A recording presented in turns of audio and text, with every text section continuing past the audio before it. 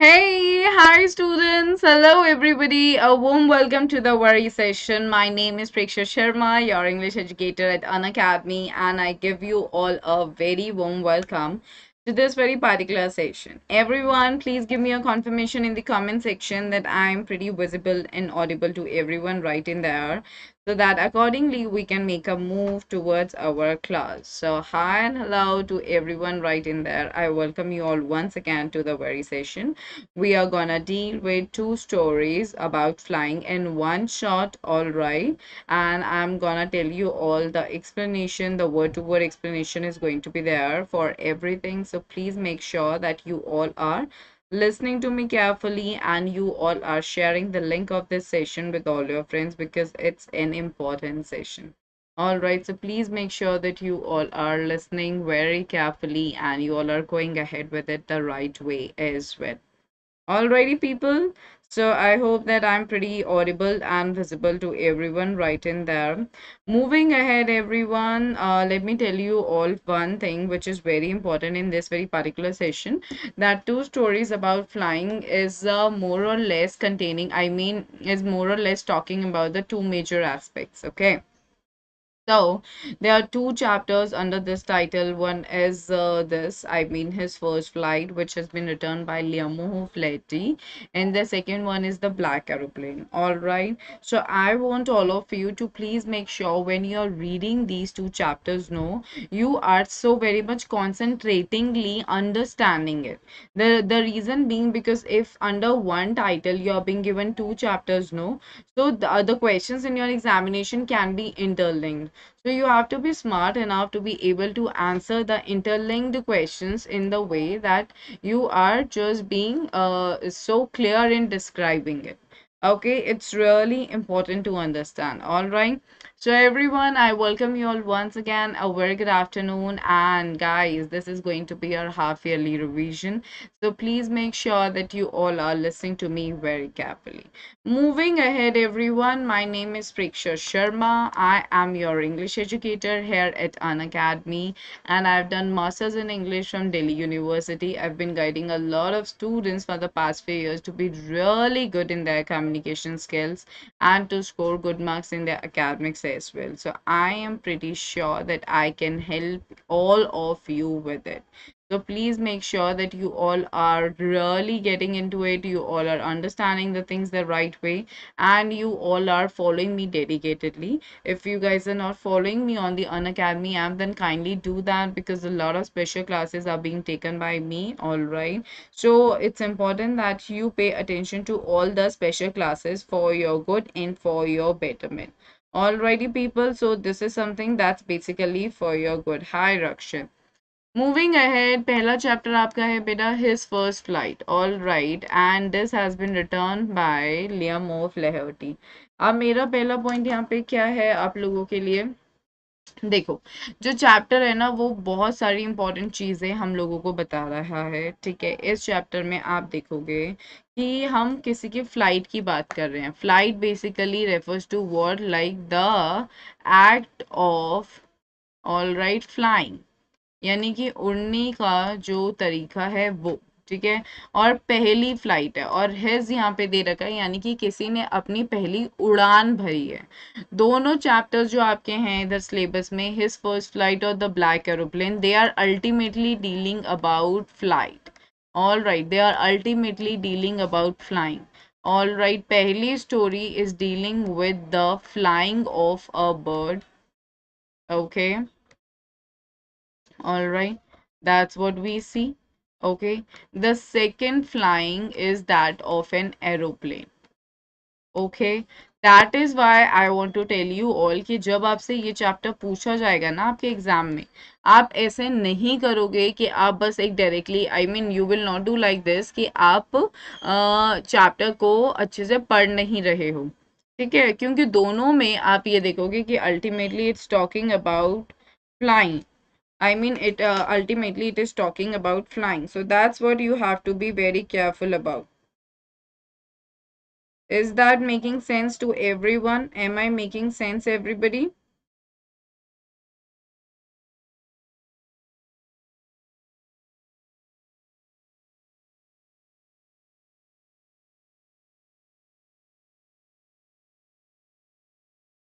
Yes, everyone.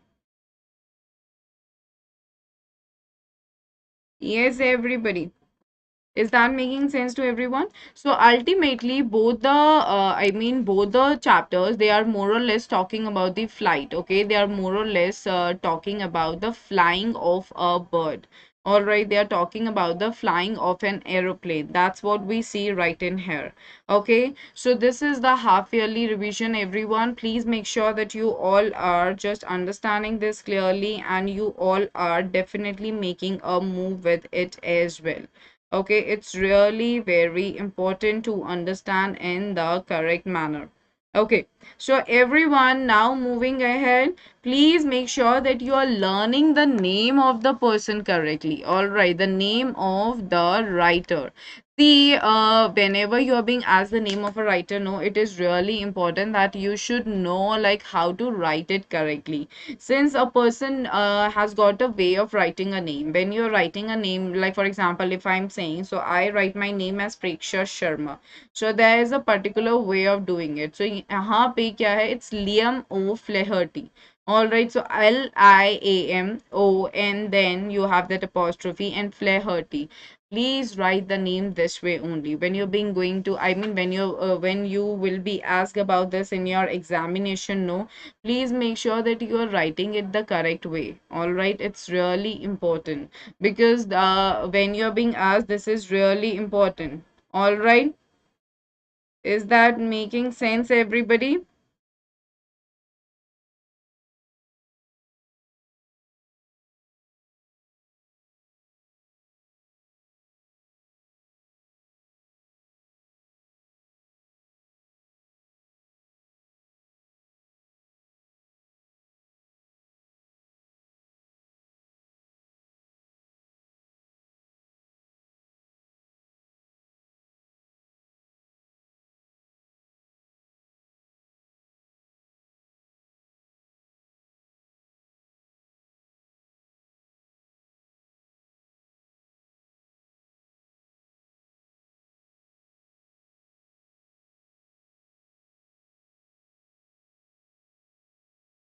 Is that making sense, everyone? Pretty important to understand. Yes, everyone.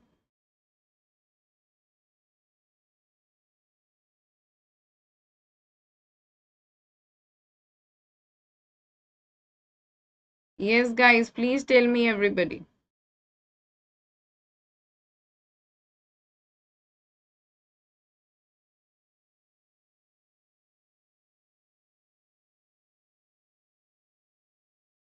Yes, right?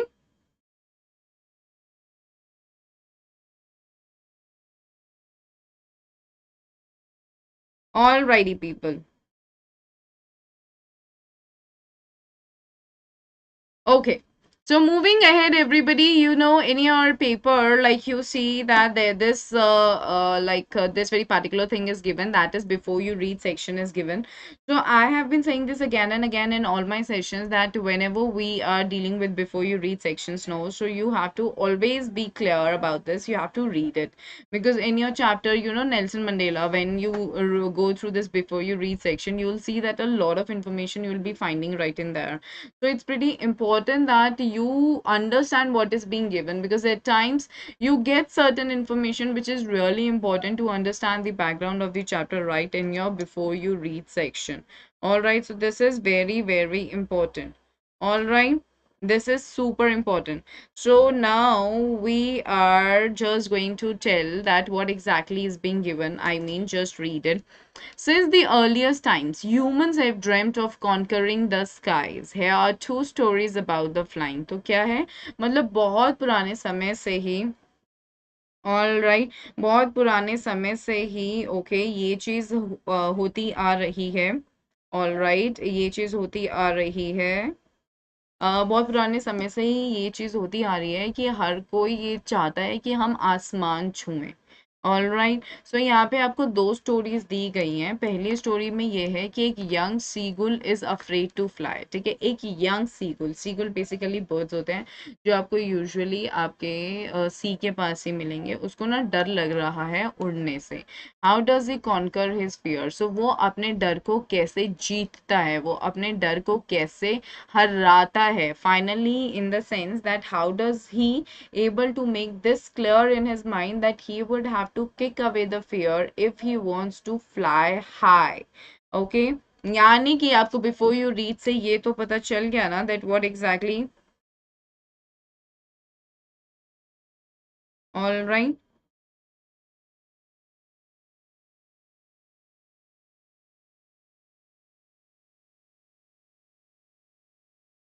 Okay, so एक young seagull है। So basically before you read पढ़ने का क्या main motive है, मैं आपको क्यों कह रही हूँ कि ये आपको पढ़ना चाहिए, क्योंकि इससे देखो मैंने यहाँ पे पढ़ा तो मुझे इससे क्या पता चला, मुझे ये आइडिया लग गया कि ये एक सीगुल की बात हो रही है जिसे ना उड़ने से डर लगता है, जिसे उड़ान भरने से डर लगता है। ओके, लेकिन अब मुझे पता है कि चैप्टर का नाम नाम हिज फर्स्ट फ्लाइट है। तो अब मेरे दिमाग में ऑलरेडी एक बैकग्राउंड में ये इन्फॉर्मेशन है कि इसको तो डर लगता है उड़ने से, लेकिन फिर भी इसने अपनी एक उड़ान भरी है। तभी चैप्टर का नाम यहाँ पे आ रहा है मेरे सामने, हिज फर्स्ट फ्लाइट। समझ आ रही है आपको ये बात? Are you understanding this? What I mean? Hey, Madhav, I'm doing great dear. I hope you're good too. Hi, Aditi. Hello. Mohammad Arsalan, we are already done with the grammar portion. We have already done the revision of the grammar as well. I don't know if you had attended the classes or not. The video is still available on the very channel. That is Unacademy class 9 and 10. Please check it out. You'll find the info there. Okay? All right? Okay. He for the bird. Madhav, it's a very good question. See, usually we use it for, I mean, the for animals and pronouns, we use it only. But the poet has used he here because he is specifically referring to a young seagull. All right, and he has his own poetic license. You know, you understand the poetic license that a poet or an author has got his own way of writing. Okay, so if an author like himself, he has like taken it to be he because he wants to specifically refer to it, then in that case we are okay with it, but we ourselves we cannot go with it. All right, though we use he when we are when there's a particular name that is being given to that bird, or when there's a particular name that is being given to that animal. But if we see that the author, the writer himself is using that particular kind of a pronoun, then that's okay. We don't have any other choice. We need to accept it. Okay, Madhav, is that clear? Hey, Aditya, good afternoon. Hi, Meena. Hello. Hi. I'm doing good, dear. How are you? Doing fine? Okay.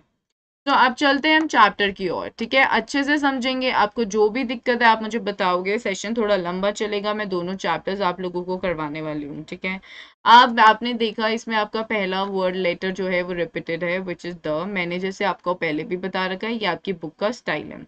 The young seagull. ठीक है, तो कैसा कौन है seagull? He is not an old one but young है, एकदम मतलब नया, अभी उभरता हुआ, जो अभी सीखेगा उड़ना। ठीक है, he was alone on his ledge. Alone का मतलब होता है no one around। ठीक है, इसका मतलब होता है no one around। देखो दो वर्ड्स होते हैं, उसमें कंफ्यूज मत हो जाना। एक वर्ड होता है alone, ठीक है, और दूसरा एक एक तो वर्ड होता है alone, दूसरा वर्ड होता है one word is alone and the second one is the one word is alone and the second word is lonely. Alone hota hai when no one is around. Lonely is basically a feeling. It's a sad kind of feeling when you're feeling sad. Okay, so we see वो ना अपने लेज पर, ठीक है, अपने खुद के लेज पर वो अकेला था। लेज क्या होता है?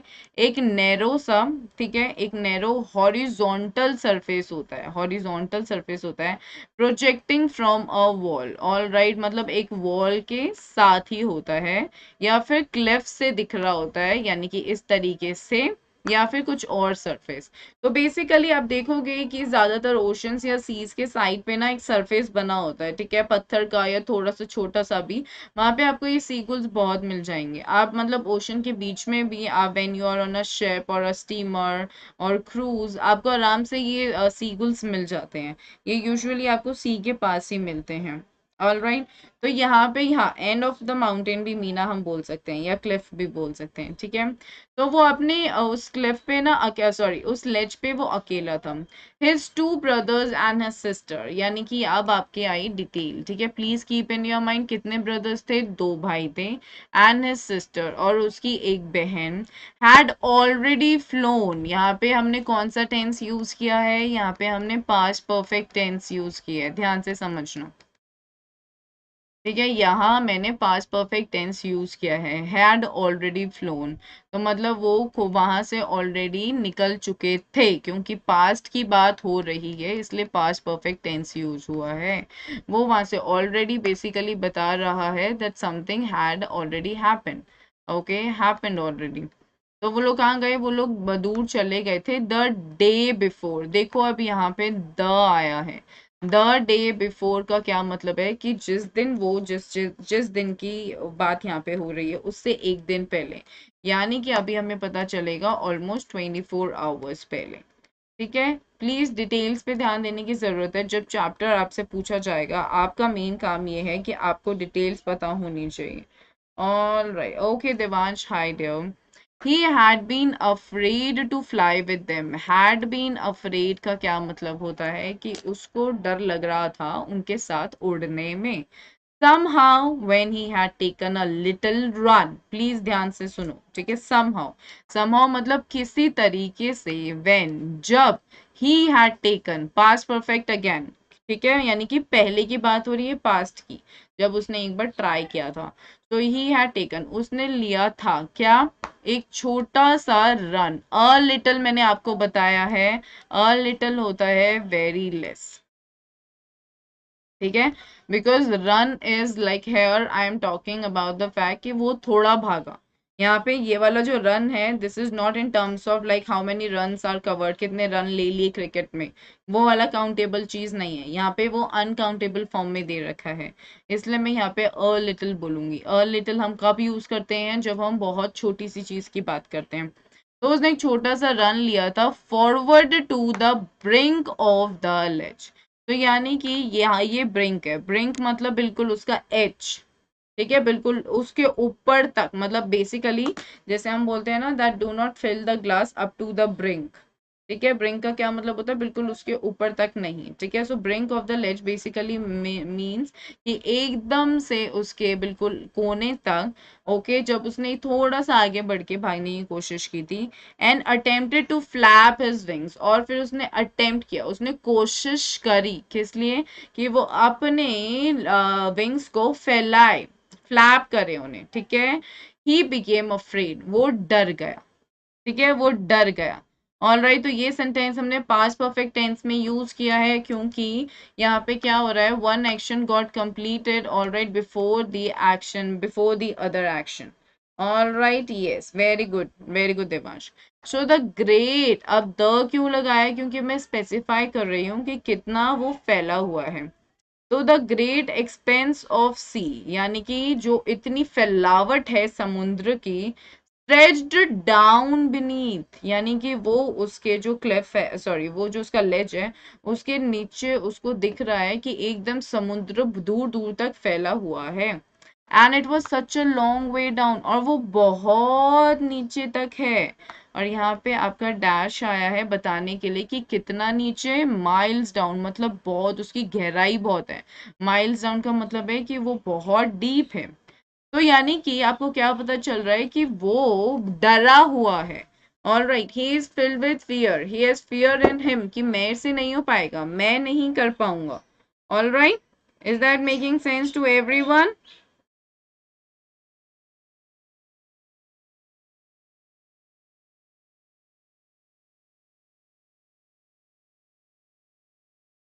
Is that clear to everybody?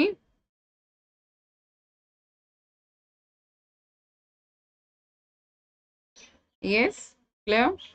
All right, so he felt certain, certain का क्या मतलब होता है, श्योर, उसको ना मतलब वो ना बिल्कुल एकदम श्योरिटी से बोल रहा था दैट हिज विंग्स, कि उसके जो पंख हैं, वुड अब इमेजिनरी फॉर्म में यूज किया है, नेवर सपोर्ट है, मतलब वो बहुत ज्यादा श्योरिटी से बोल रहा था कि मेरे जो ये पंख है ना मुझे कभी भी सपोर्ट नहीं करेंगे। और फिर यहाँ पे आया semicolon, so he bent his head, all right, तो उसने क्या किया, उसने अपना हेड ऐसे बेंड किया and ran away back to the, और फिर ऐसे मुड़ के वापस भागता हुआ कहाँ आ गया, अपने लिटिल होल में आ गया, ठीक है, जो कहाँ था, उसके लेज के अंडर था, जहाँ पे वो रात को सोया। ध्यान से सुनो, इम्पोर्टेंट चीज है। तो वो श्योर था कि जो उसके विंग्स थे ना, जो उसके पंख थे, वो कभी भी उसको सपोर्ट नहीं करेंगे, इसलिए उसने क्या किया, उसने अपना सर नीचे करके वापस मुड़ के वो आ गया था अपने होल के अंडर, जहाँ पे वो पूरी रात सोया था। तो that means that he has got lack of confidence in him, ठीक है, उसमें इतनी हिम्मत नहीं है, उसमें इतना यकीन नहीं है, उसमें उसको खुद पे इतना यकीन नहीं है कि वो कर सकता है, that he can do it. All right, is that making sense? Is that making sense everybody? Right? I'll call the name Meena, whosoever you are. I am not really into that, dear. Please concentrate what we are learning right in here. Hi, Ayush. Yeah, Piyush, I do that, but today, since it's gonna be a little longer session, so I decided to take it at a different time. Okay, everyone. All right. Okay. So moving ahead, everyone. All right. Now समझ आया, ये वाला slide समझ आ गया? आगे चलूं, देखो हर चीज समझना इंपॉर्टेंट है आपके खुद के लिए। जल्दी से बता दो कमेंट सेक्शन में समझ आ गया, please.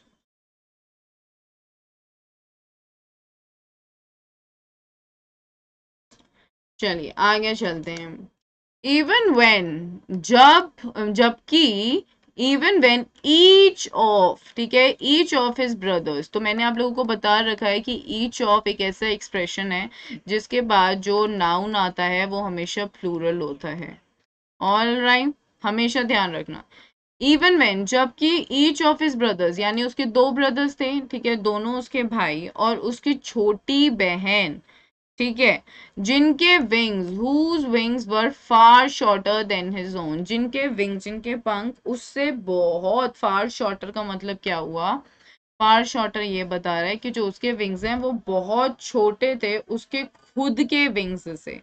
All right, he ran to the brink, flapped their wings, तो उसने क्या किया कि वो लोगों ने क्या किया, वो एकदम कोने तक गए, ठीक है, एकदम कोने तक वो लोग गए, उन्होंने अपने पंख फैलाए, फ्लैप्ड देयर विंग्स मतलब अपने पंख फैलाए, एंड फ्लू अवे, और उड़ गए, ठीक है।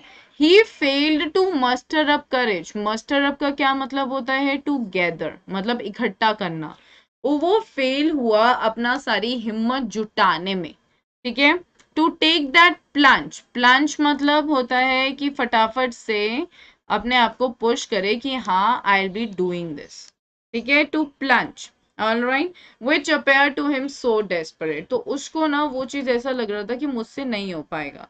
तो आपको बेटा जो दिख रहा है ना, वो आपको पहली चीज दिख रही है, lack of faith in one's own self, own ability, ठीक है। ये एक बहुत ही बड़ा नेगेटिव फैक्टर है जो हमें दिखाई देता है यंग सीगुल में। All right, and it also talks about the lack of courage, चलो फेथ तो नहीं है, यकीन नहीं है खुद की एबिलिटी में, ठीक है, लेकिन साथ के साथ हिम्मत भी नहीं है, ठीक है। कभी कभी आपको ऐसा लगता है ना कि ये मैं नहीं कर सकती हूँ, लेकिन आप कहते हो कि चलो एक बार हिम्मत करके तो देखती हूँ, तो वो चीज भी नहीं थी उसमें। वो ये तो कह ही रहा था कि उसमें मतलब उसको खुद में यकीन नहीं है, मतलब he has lack of faith in one's ability, that means कि उसको खुद में यकीन तो था नहीं, साथ के साथ उसको हिम्मत जुटाने की हिम्मत भी नहीं थी, lack of determination, very good, okay. And it also talks about the working of mind, all right, that everything is in the mind, मतलब you have to train your mind in such a way कि आपको ये चीज ज्यादा burden ना लगे, because ultimately it's all in your mind, whatever is there that is all in your mind. Okay, is that making sense everyone?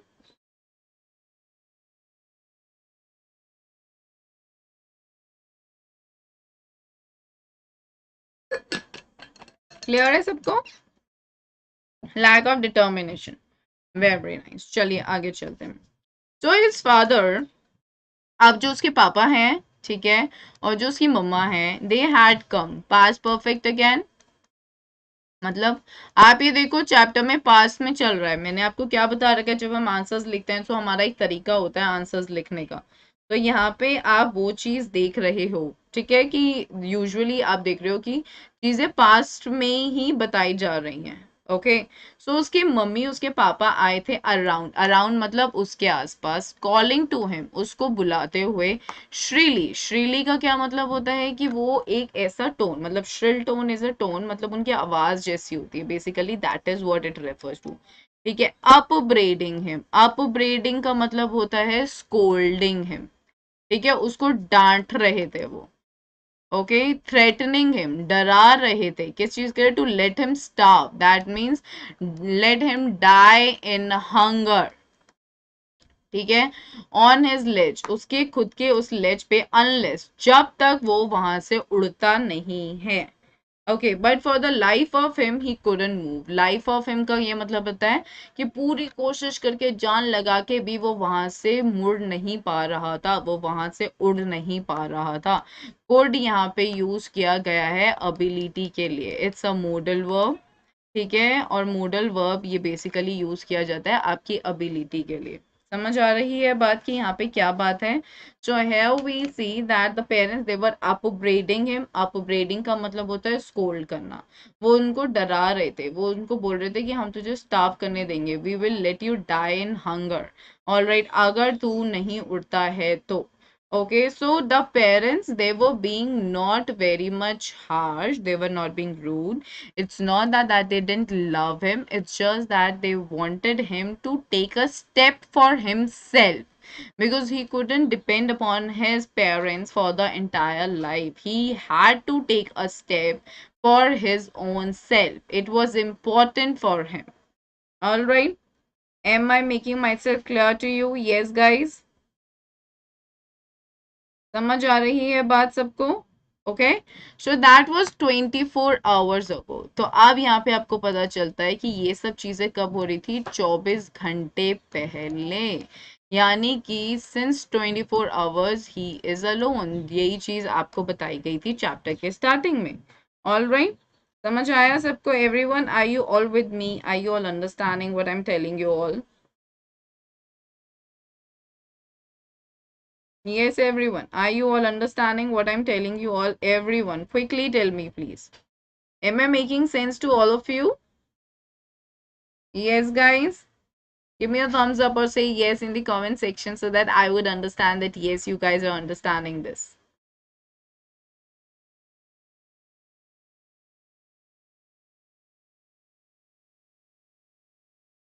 Okay, great. Okay, so ये सब 24 घंटे पहले था. सिंस देन, तब से, ठीक है, नो बडी, कोई भी नहीं, all right, had come near him, तो तब से कोई भी उसके पास नहीं आया है. ऑल राइट, तो द डे बिफोर, ठीक है, ऑल डे लॉन्ग, तो मतलब द डे बिफोर यानी अभी जो प्रेजेंट डे है उससे एक दिन पहले, ऑल डे लॉन्ग मतलब full day. All day long basically means full day. All right, he had, उसने क्या किया था पूरे दिन, उसने क्या किया था? He had watched his parents. So यहाँ पे फिर से आपका क्या आया? Past perfect. सो उससे एक दिन पहले क्या किया था उसने? उसने पूरा दिन देखा था क्या? अपने पेरेंट्स को, अपने माँ बाप को. ठीक है, they were flying about. Flying about मतलब कि वो लोग उड़ रहे थे. किसके साथ? उसके भाइयों के साथ और उसकी बहन के साथ. यानी कि how many seagulls are there? Can you tell me in the comment section? Hey Janvi, a very good afternoon. How many seagulls are there flying now? In total, how many seagulls are there? who are flying, just the flying thing I'm talking about. Tell me in the comment section. 5 are flying. Okay, I'm talking about see, like two parents, okay, and three kids, right? So that is 5. All right. And in total, how many seagulls are there? In total, how many seagulls are there?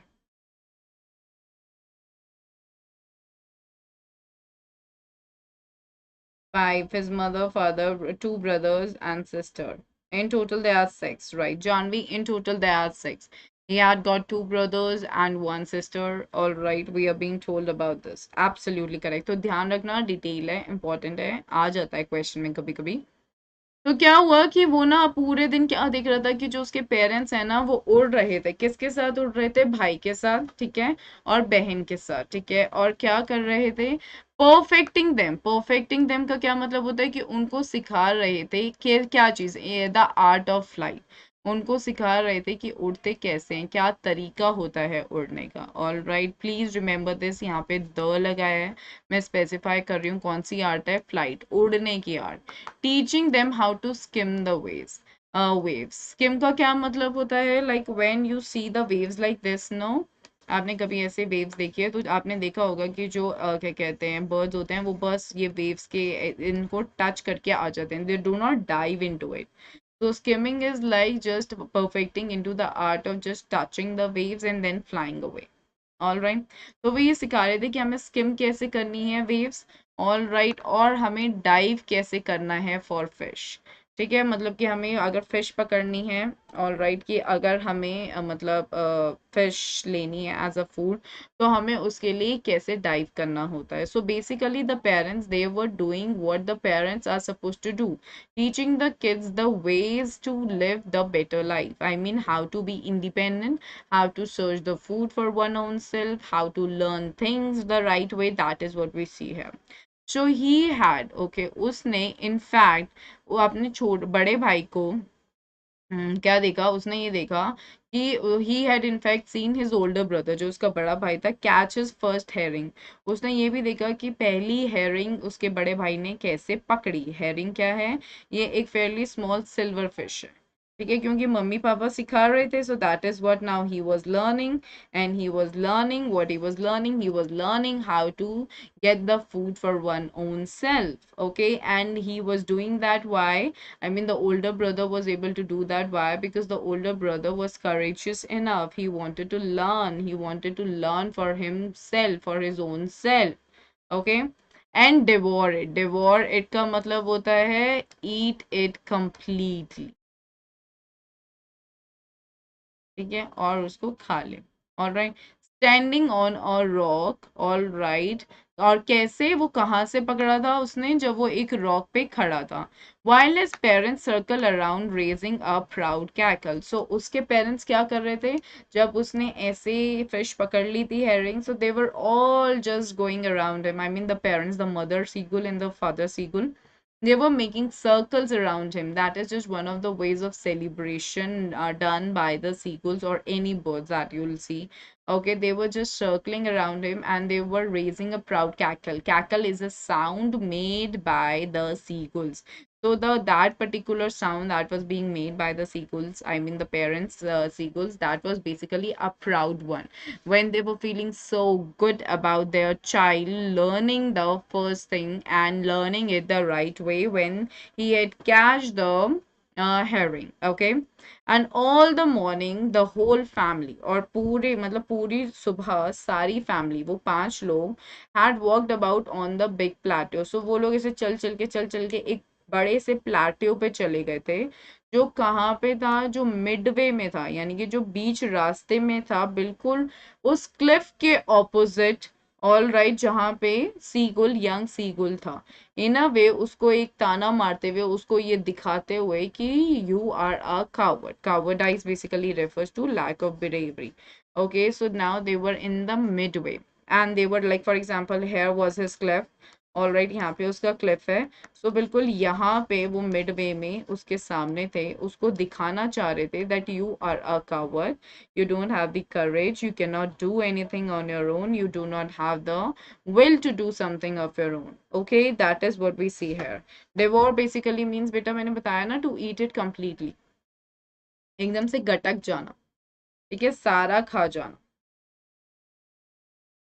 All right, समझ आया? Anything which is not clear इस वाले particular stanza में, I mean paragraph, sorry.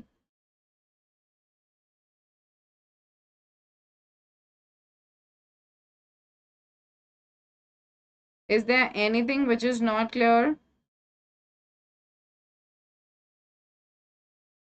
Okay, चलिए आगे चलते हैं।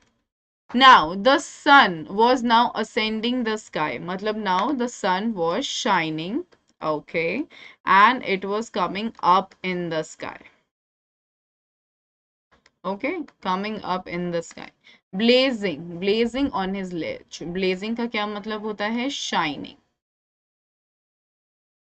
Shine कर रहा था, ठीक है, मतलब लाइट दे रहा था, कहाँ पे? ऑन हिज लेज, यानी कि उसका जो जहाँ पे वो था उस लेज पे, जो बेसिकली साउथ डायरेक्शन को फेस कर रहा था। This is very important to understand कि वो जो लेज था, ठीक है, मतलब not important, I mean this is an important detail that you should know कि उसका लेज कौन सी डायरेक्शन को फेस कर रहा था? साउथ डायरेक्शन को फेस कर रहा था। All right, he fail the heat, उसको ना अब गर्मी लग रही थी, ठीक है, मतलब उसको अब थोड़ी गर्मी लग रही थी, because he had not eaten since the previous night fall. All right, तो क्यों उसको क्या कहते हैं, गर्मी लग रही थी? क्यों? क्योंकि उसको मतलब ही फेल्ट द हीट, मतलब कि अब उसे वो उसका तप जो है, उसकी जो गर्माहट है वो महसूस होने लग गई थी। वाई? क्योंकि वो थोड़ा सा वीक था। ऑलराइट, उसने कुछ नहीं खाया था पहली रात से। ऑलराइट, एक रात पहले से उसने कुछ नहीं खाया था। ही स्टेप्ड स्लोली आउट, ओके, उसने ना वो धीरे धीरे ना बाहर आया, ऑलराइट, अपने होल से। ऑलराइट, फिर से वो कहाँ पे आया? ही स्टेप स्लोली, धीरे धीरे, आउट, बाहर आया, to the brink of the ledge. Brink यानी कि वही बिल्कुल एकदम उसके क्या कहते हैं, उसके बिल्कुल एकदम एज पे आया, लेज के। Standing on one leg. This is very important to understand now. Like, what did he do? Okay, after coming out of his hole again. All right, sunrise. Yes, that's right. Okay. Now we see that what did he do? He was now standing on one leg, यानी कि वो एक leg पर खड़ा हुआ, with the other leg hidden under his wing. So जैसे आपको इस पिक्चर में दिख रहा होगा ना कि कैसे वो एक लेग पे खड़ा हुआ और दूसरी लेग उसने कहाँ पे छुपा ली? अपने विंग के अंडर। उसने अपनी फिर एक आंख बंद करी, फिर उसने अपनी दूसरी आंख बंद करी। Remember this, what did he do?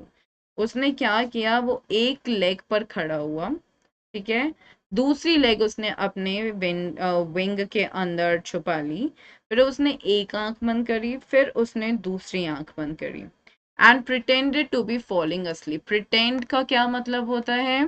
Pretend basically means that when you show something, all right, that you do not intend to do.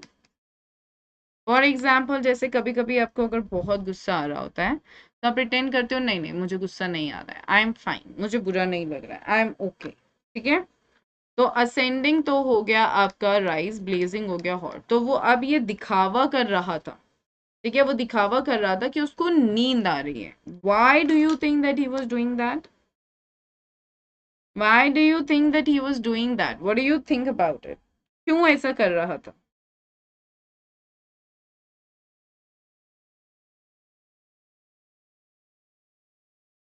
Why do you think that he was doing that? Quickly.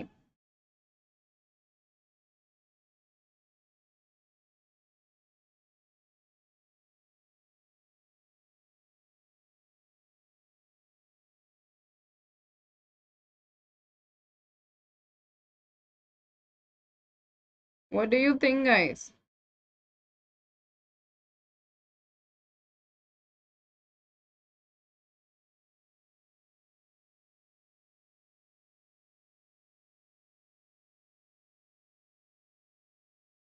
He was hungry, really just out of hunger he was, मतलब वो hunger के चक्कर में ऐसे क्यों खड़ा था, मतलब क्या करना चाह रहा था वो?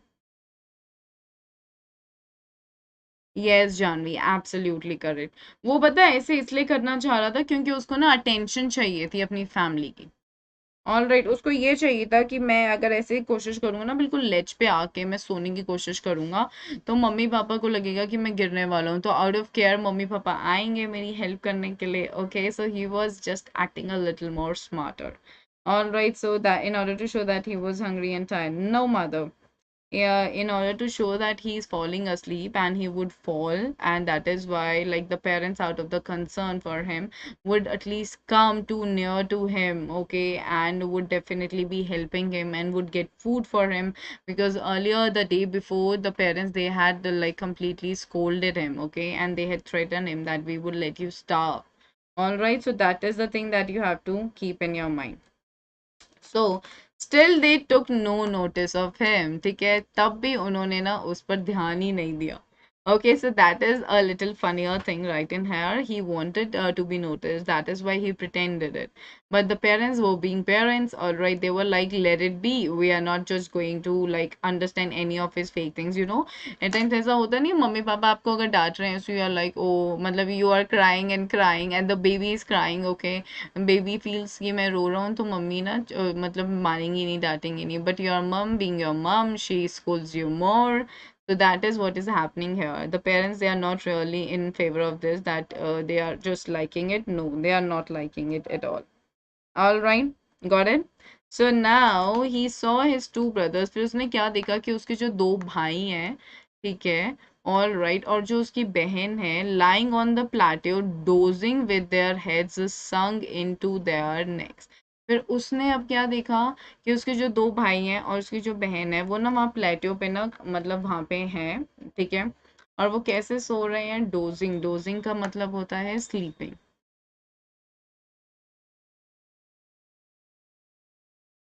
ठीक है, और वो ना सो रहे हैं कैसे, विद देयर हेड्स संक, मतलब उनके जो सर है, ठीक है, वो ऐसे संक है, यानी कि जो उसके जो हेड है वो नीचे की तरफ है, और किधर है, इनटू देयर नेक्स. तो मतलब उनके सोने का एक तरीका होता है जहाँ जहाँ पे उनका सर जो है बिल्कुल ऐसा लगता है कि वो बिल्कुल अंदर जा चुका है उनके नेक्स के, ठीक है. So his father was now preening. All right, preening, dozing का मतलब मैंने आपको बताया. यहाँ पे preening का मतलब basically होता है tidying and cleaning its feathers with its beak. Okay, so basically preening is like it is like the process of cleaning. All right, the feathers. All right. तो वो जो उनकी वाइट बैग था, okay, वो उसमें उसके फेदर्स को वो मतलब क्लीन कर रहे थे अपने इस तरीके से. ओके, मतलब there is a proper way and that is what he was sleeps lightly, that's right. Okay, now we see only his father was looking at him, लेकिन sorry, only his mother was looking at him, लेकिन at that moment ना सिर्फ उसकी मम्मा उसको देख रही थी. Now, what does it say? Like he cried, begging her mother to bring him some food. और उसने क्या बोला? गा गा गा. याद रखना ज़रूरी है. अगर RTC based question आ जाता है, so you never know like where you are writing it. Also, it can talk about some sort of sound that was being made by the young seagull. So you have to be smart enough to be very clear कि क्या sound दी गई थी. तो गा गा गा, उसने क्या बोला? गा गा गा. All right, he cried. Cried का मतलब होता है कि it's not like crying the tears falling of his eyes. It's like वो ऐसे तेज आवाज में बोला, गा गा गा. ऑल राइट, वो अपनी मम्मा को बुला रहा था. ऑल राइट, वो अपनी मम्मी को बुला के ना मतलब ये बोलना चाहता था कि मेरे लिए थोड़ा खाना ला दो, मेरे में एनर्जी नहीं है ना. उसकी मम्मी ने भी स्क्रीम बैक किया, उन्होंने भी पीछे आंसर दिया डेरिसिवली. डेरिसिवली का क्या मतलब होता है?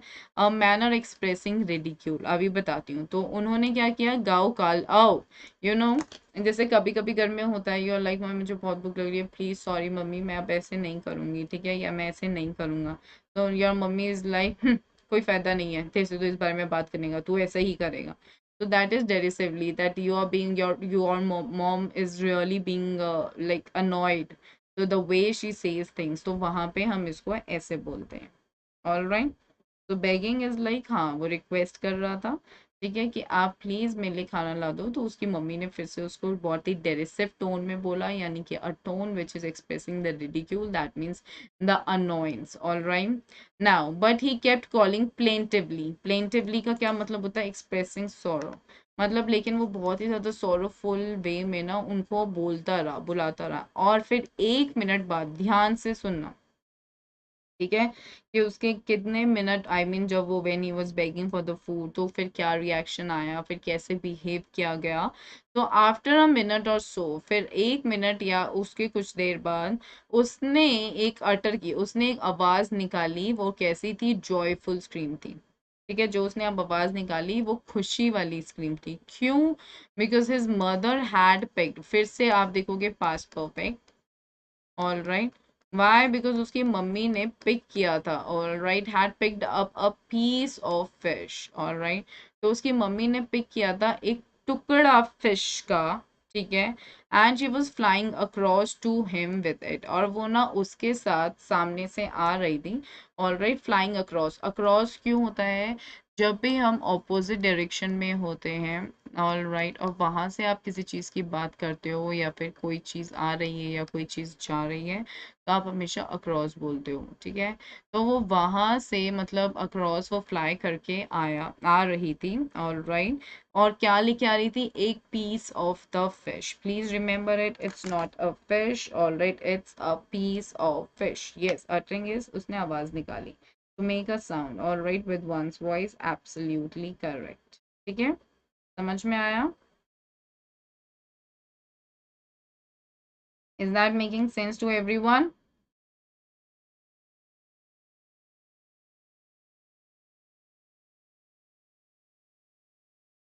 Is that clear to everyone? Everybody?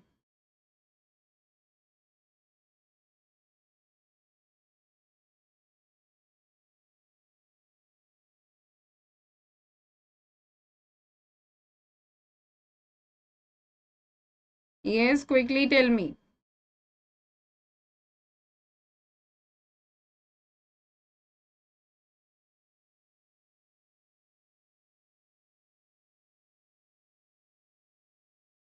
Quickly, everyone.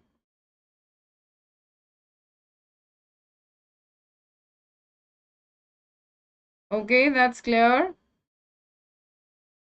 All right बेटा तनिष्क, मैंने डेरिसिवली का मतलब यहाँ लिखा है a manner expressing ridicule. I think you did not attend the class, I mean you did not just pay attention when I said. मतलब जब ऐसा नहीं होता कि आप घर में कुछ कहते हो कि मतलब मैं अब ऐसी गलती नहीं करूंगी, या फिर मैं अब ऐसे नहीं करूंगी, but your parents are like कि तू हर बार ऐसे करती है, कोई फायदा नहीं है तेरे को बोलने का, you always do like that. Okay, तो they are expressing their annoyance, they are being so ridicule, like they find it to be really ridiculous, so that is where you call it to be डेरिसिवली।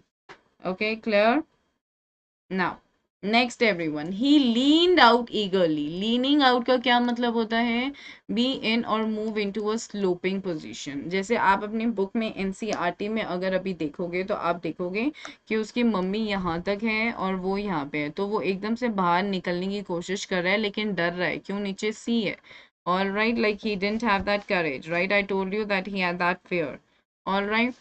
तो अब क्या है that he leaned out, मतलब वो अब बाहर निकला। Okay, एक स्लोपिंग पोजीशन में, ईगरली। ईगरली का मतलब होता है बहुत क्यूरियोसिटी के साथ, क्यूरियस है, मतलब उससे रहा नहीं जा रहा। अब आप ये देखो कि अगर आपको बहुत तेज भूख लगी है, ठीक है, you are like I am very hungry, I need food, I have not eaten anything since the last 24 hours।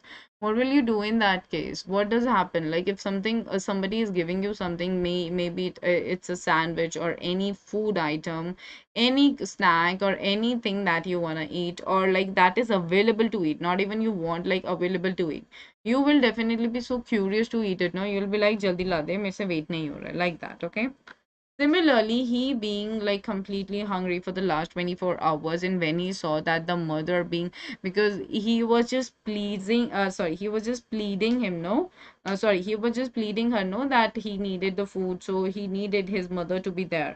All right. So now what happened is that he leaned out in a very eager manner and he tapped the rock with his feet.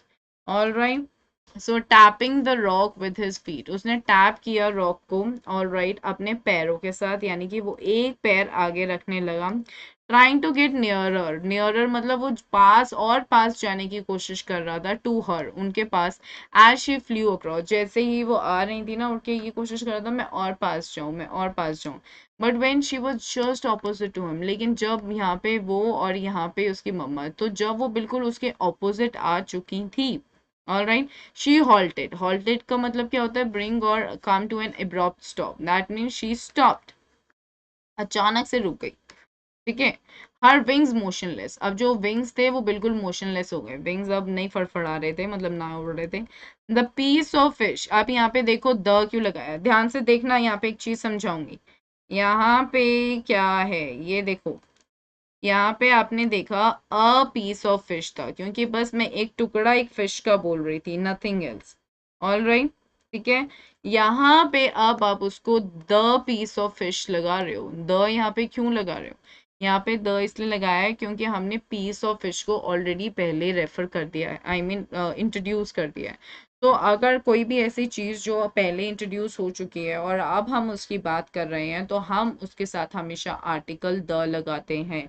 ये मैंने आपको determiners में भी समझाया है, ये मैंने आप लोगों को मॉडल्स में भी बताया है, आई मीन आपको टेंसेस में भी ये समझाया है। तो प्लीज़ मेक श्योर कि आप इन सब चीज़ों का ध्यान देते हो। तभी मैं आप लोगों को बोलती हूँ बेटा कि प्लीज़ चैप्टर्स को रीड करो, आप जितना बढ़िया रीड करोगे उतना बढ़िया आपके लिए, आपके खुद के लिए होगा। ठीक है। तो अब क्या हुआ, वो बिल्कुल मोशनलेस थी, उनकी बीक में, उसकी बीक में वो पीस ऑफ फिश था, almost within reach of his beak, मतलब वो ऑलमोस्ट उसकी बीक के रीच में था, लेकिन अब उसको वो लेने के लिए थोड़ा आगे बढ़ना पड़ता। So he waited a moment in surprise, ठीक है, तो वो थोड़ा सा रुका सरप्राइजिंगली, ये सोचते हुए कि मम्मी पास में क्यों नहीं आ रही हैं। ठीक है। एंड देन फिर अचानक से maddened by hunger, very important statement, I mean, sorry, very important phrase, maddened by hunger, यानी भूख से पागल हो गया वो। And what did he do, मतलब मैडन बाय हंगर मतलब कि वो पागल हो रहा था, उसको इतनी तेज भूख लग रही थी, उसको खाना खाना था। तो he dived at the fish, यहाँ पे जो टर्म यूज किया है वो है diving at the fish. Okay, why, because it was directly in front of him and he wanted to just talk about it. All right, I mean he wanted to eat it. So this is diving at the fish. With a loud scream, he fell outwards and downwards into the space. तो एक बहुत ही बड़ी चीख के साथ, अब उसकी literally चीख निकली, क्योंकि अब वो जो फिश को लेने के लिए वो इतना पागल था, ऑल राइट, खाने के लिए। ही वॉज नॉट मैड, मतलब वो पागल नहीं था, बस यहाँ पे बात यह है कि उसको भूख इतनी तेज लग रही थी कि उसको बस खाना चाहिए था, खाना दे दो। तो hair and the you see कि अब क्या हुआ, just because of that need, जरूरत के लिए उसने फाइनली आगे बढ़ा, जरूरत ने उसको आगे बढ़ाया। एंड देन वो एक बहुत ही बड़ी चीख के साथ, पहले तो वो कहाँ है, वो बाहर की तरफ गिरा। ठीक है, बाहर निकला तो बाहर की तरफ गिरा, आउटवर्ड्स। ठीक है, एंड देन फिर डाउनवर्ड, जैसे बाहर की तरफ गिरा फिर नीचे गिरने लगा। ऑल राइट, कहाँ पे, स्पेस में। ओके, ऑब्वियसली जो स्पेस था उसमें। समझ आई ये बात, he was mad for food, right. तो आपको ये चीज ध्यान में रखनी है, like when he dived at the fish, तो फर्स्ट ही फेल आउटवर्ड्स, वो पहले बाहर की तरफ गिरा, फिर वो नीचे की तरफ गिरा स्पेस में। That's what you have to keep in your mind clearly. Is that clear to everybody, समझ आया? Yes, everyone. Please tell me, is there any doubt in this?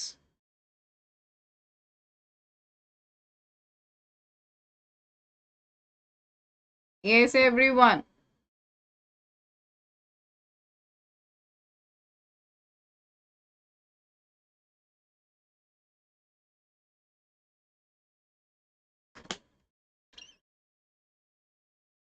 Clear or not?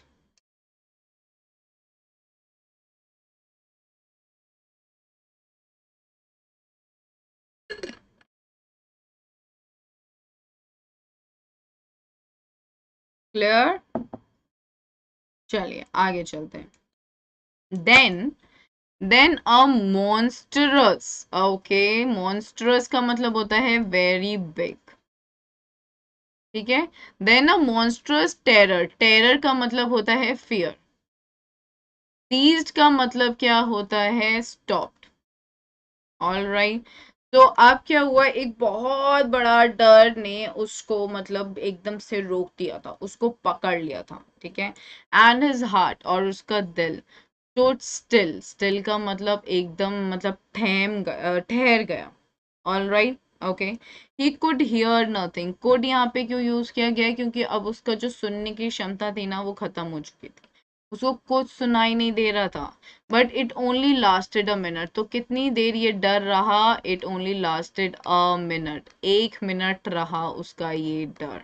Okay, the next moment मतलब immediately कुछ देर बाद he felt, उसने ये मतलब महसूस किया कि उसके जो विंग्स हैं, ऑलराइट, यानी जो उसके पंख हैं, स्प्रेड आउटवर्ड्स, ओके, अब वो बाहर की तरफ खुल रहे हैं, ठीक है।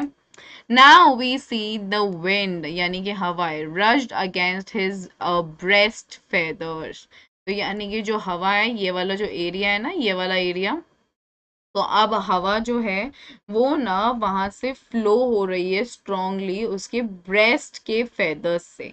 देन अंडर हिज स्टमक, ठीक है, तो यहाँ पे जो उसके स्टमक है उसके अंडर से, all right, and against his wings, और अब विंड के अगेंस्ट जा रही है। All right, he could feel the tips of the wings, तो ये जो उसके टिप्स हैं विंग्स के, ऑल राइट, इसको फील हो रहे हैं कि ये हवा को काटते हुए निकल रहे हैं। All right, he was not falling headlong now, headlong क्या होता है? बिल्कुल सर के बल, यानी कि ये चीज एकदम नीचे। All right, is that clear to everyone? Is that clear to everyone? Yes, everybody. Is that clear to everyone? Janvi, it's gonna be a long session till 3:30. Okay? All right, तो ये headlong होता है. All right?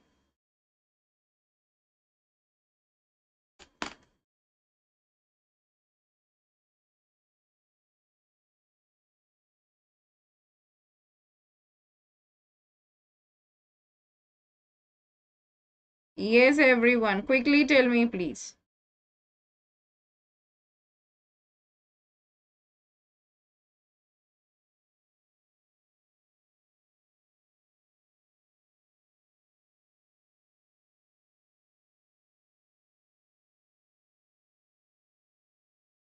Yes, everybody, quickly.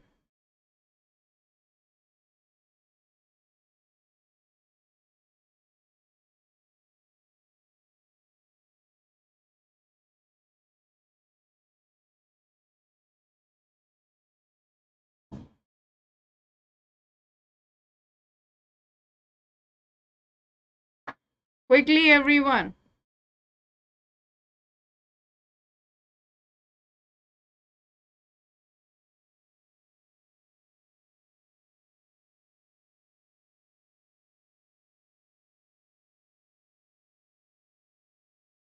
Okay everyone, ठीक है, चले, समझ आया, आगे चलें। तो now he was soaring gradually downwards and outwards, soaring का क्या मतलब होता है कि अब वो ना फ्लाई कर रहा था और राइज हाई कर रहा था, ठीक है, ग्रेजुअली मतलब धीरे धीरे नीचे की तरफ, पहले वो पूरा मतलब उड़ रहा था और फिर बाहर की तरफ। Okay, he was no longer afraid, अब उसे डर नहीं लग रहा था। All right,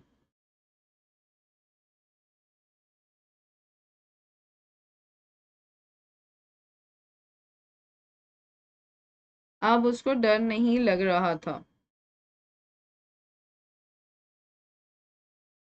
okay,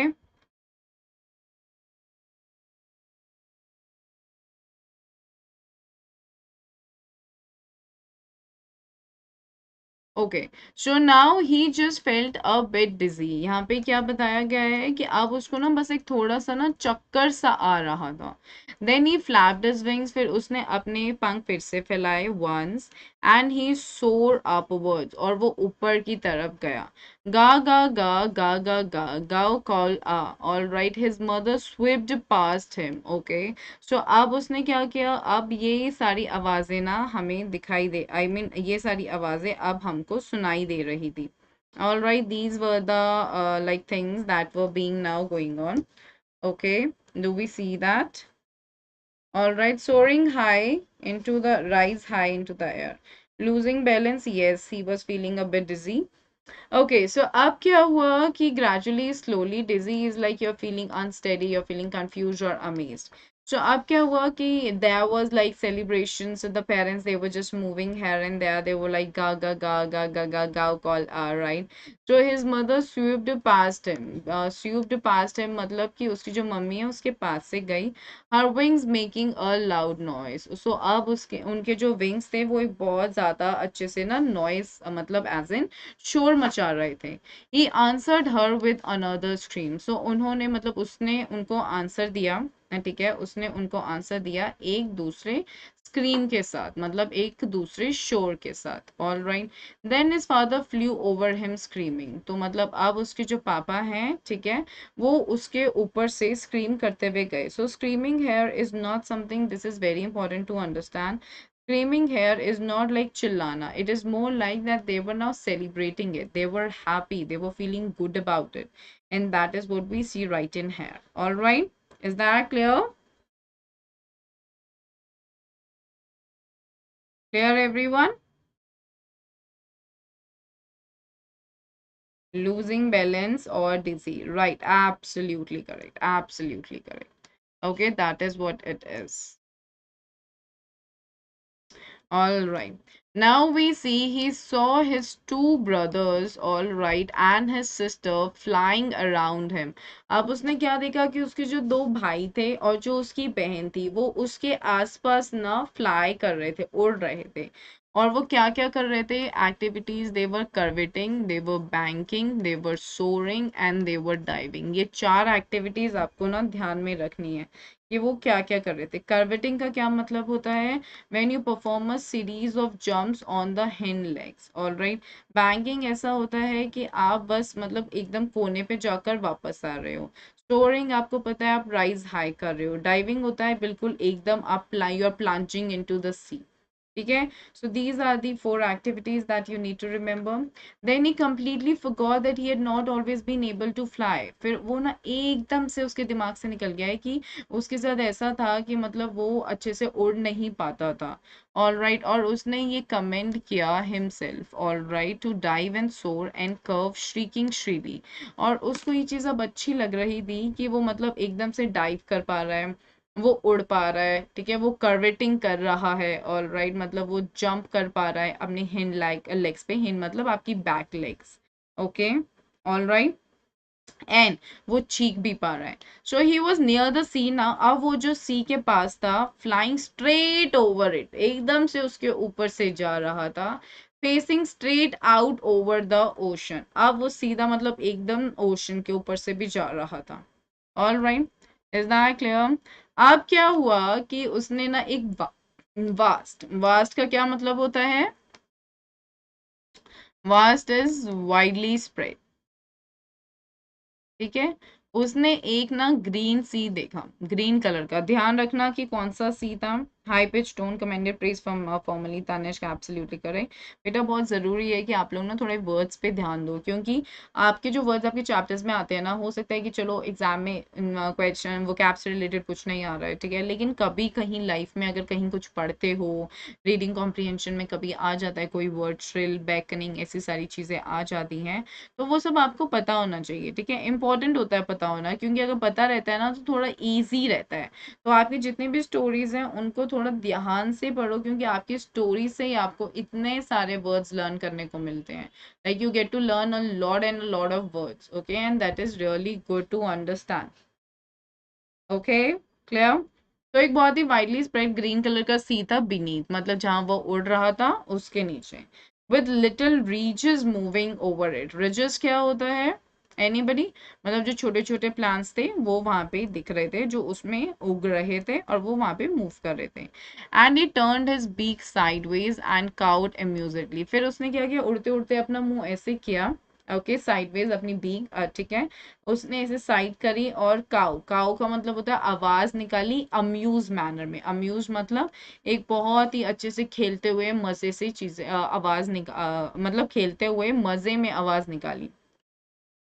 his parents, उसके जो मम्मी पापा थे और उसके जो भाई थे दोनों और उसकी जो बहन थी, एड लैंडेड, मतलब वो लोग उड़ते उड़ते ना अब वो इस ग्रीन फ्लोरिंग पे, green, this green flooring refers to the green sea, ध्यान रखना, ठीक है, वेरी इंपॉर्टेंट. तो वो दोनों अब उस ग्रीन फ्लोर पे उतरे जो उसके आगे था, ठीक है. They were beckoning to him. beckoning का क्या मतलब होता है? They were making a gesture with the hand, arm or head to encourage or instruct someone to approach or follow. तो आप क्या है, कॉलिंग श्रीली, मतलब वो एक तरीके से ना, इस तरीके, beckoning someone मीन्स कि आप इशारे करके किसी को बुला रहे हो. तो वो सब लोग तो वहां पे उस ग्रीन सी पे उतर गए. अब वो ऊपर वहां पे उड़ रहा था तो वो अब उनको आवाज दे रहे थे. श्रिल मतलब एक हाई पिच्ड साउंड में उसको आवाज दे रहे थे कि आजा, तू भी इधर आजा, तू भी नीचे आजा, like that. Okay, is that clear to everyone? Is that clear? Yes, yes और नो बेटा, अच्छे से समझ लो, चैप्टर थोड़ा इंपॉर्टेंट है आपके एग्जाम के पॉइंट ऑफ व्यू से. आपको जितना ज्यादा अच्छे से क्लियरली समझ आएगा आपके लिए ही अच्छा है. Okay, clear?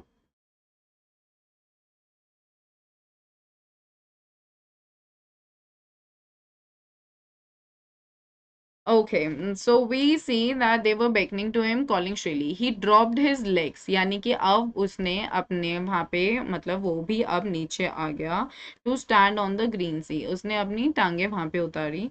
His legs sank into it, तो उसकी जो जो टांगे थी वो पानी में डूब गई थी.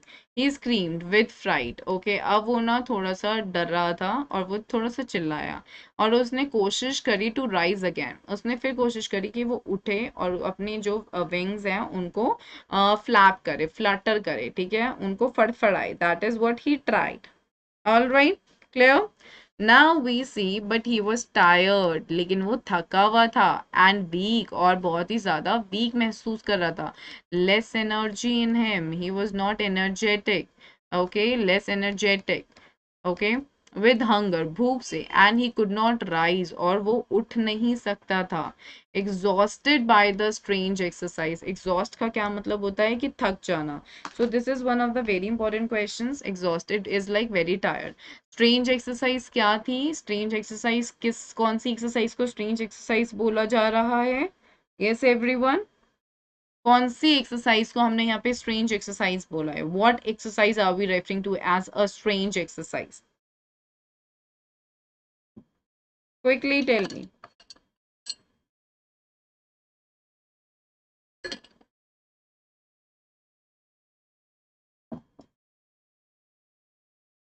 Yeah, banking, curveting, okay, diving. All right, ये सारी चीजें. So his feet sank into the green sea. तो बिल्कुल उसके जो दोनों feet थे वो ना बिल्कुल green sea में डूब गए. And then his belly touched it, okay, and he sank no further. और फिर उसकी belly ने, ऑल राइट, फिर उसकी बेली ने पानी को टच किया और फिर वो डूब नहीं रहा था. He was floating on it, अब वो आराम से तैर रहा था उस पानी पे. एंड अराउंड हिम, और उसके आसपास, his family was screaming, praising him, and their beaks were offering him scraps of dogfish. ठीक है, तो यू सी कि यहाँ पे अब वो लोग चीख रहे थे, मतलब खुशी से पागल हो रहे थे, उसको प्राउड फील करवा रहे थे. और वो लोग अपनी बीक्स में ला ला के डॉग फिश के स्क्रेप्स उसको दे रहे थे, यानी कि छोटे छोटे टुकड़े दे रहे थे. तो he made his first flight. Okay, this is where you end the chapter. तो यानी कि आपने क्या देखा? एग्जॉस्टेड मीन्स लाउड साउंड भी होता है. नहीं नहीं नहीं नहीं Nimesh, not at all. Exhaust basically means when you are being tired. All right, when you are extremely tired. Okay, Is that clear? Yes, you're right, Tanish. तो बेटा चैप्टर ये आपका एंड होता है his first flight. I hope आप लोगों को ये चैप्टर अच्छे से समझ आया है. Chapter basically is talking about the lack of courage, the lack of belief in oneself, all right, lack of motivation and determination. But at the end, we see that finally the need to have food made him fly. Okay, so finally he was able to conquer his fear when he tried by flapping his wings. So the chapter says that you cannot just agree to something that you cannot do, all right, or you just cannot, or you should not just declare that this cannot be done by you. Instead, you should always try for it. Instead, you should always give a first shot for it. If you're not trying, you will not succeed. So if you want to achieve the goal in your life, you want to work for it. All right, the people, they can guide you. The mother acted as a motivating force for him. All right, the parents, they were not being rude, they were really parental towards him, but it's just that they wanted him to be courageous enough to make at least a first attempt. All right, is that clear? Is that clear to everybody? समझ आया? Yes, everyone. Have I made sense? समझ आई ये बात? It's pretty important. Like that is what the chapter is broadly talking about. So you need to remember these things. When you're reading a chapter, try to make sure you are just learning all the aspects of everything that is being mentioned in that particular chapter. Okay, clear? Right? Moral efforts are prerequisite for achieving goals. Very good, Madhav. That is very right. ठीक है, तो समझ आ गया. Next chapter पे चले अब हम. इसका सेम चीज, द ब्लैक एरोप्लेन. ठीक है, तो अब हम चलते हैं नेक्स्ट चैप्टर की ओर, which is the black aeroplane by Frederick Forsyth. Okay, people, so you can have water, people, you can just keep something to eat, because now this will take another 1 hour, all right, and I want all of you to understand this today itself without any miss. Okay, may I start? May I have the heads up from all of you? Yes, may I have the thumbs up from all of you? Quickly, everybody. Tell me, everyone.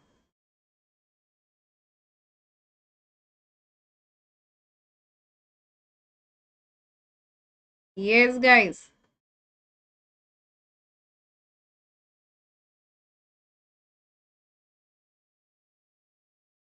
Let's go. Yes, everyone.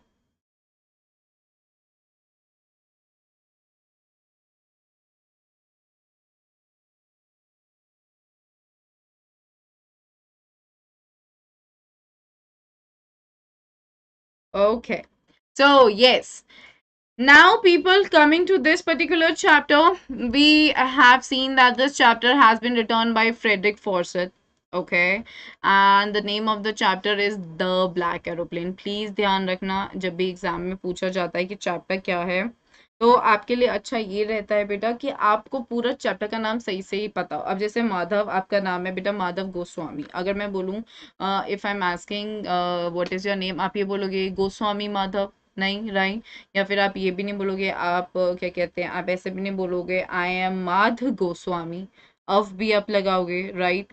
तो यहाँ पे मेरे कहने का मतलब ये है, जैसे अगर मेरे से कोई नाम पूछते हैं तो मैं ये बोलूंगी प्रेक्षा शर्मा, मैं ये नहीं बोलूंगी शर्मा प्रेक्षा, या मैं ये नहीं बोलूंगी प्रेक शर्मा, या मैं ये नहीं बोलूंगी like प्रेक्ष Sharma.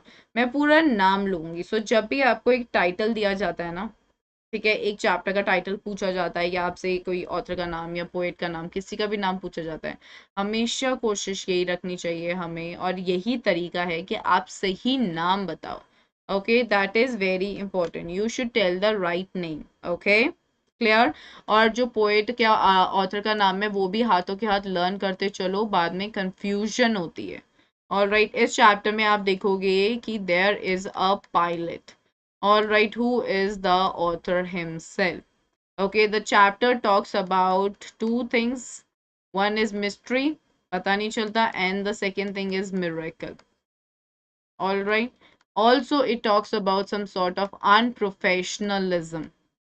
Okay, I'll be telling you how do we come to know about that, because you know in your life there should always be a major difference. I mean there should always be a big line in between your personal life and in between your professional life. If you are mixing both of them and you're sacrificing some aspects of your professional life, all right, then because of your personal life, then that's a stupid decision. And if you're risking your profession because of your personal life, that's again a stupid decision.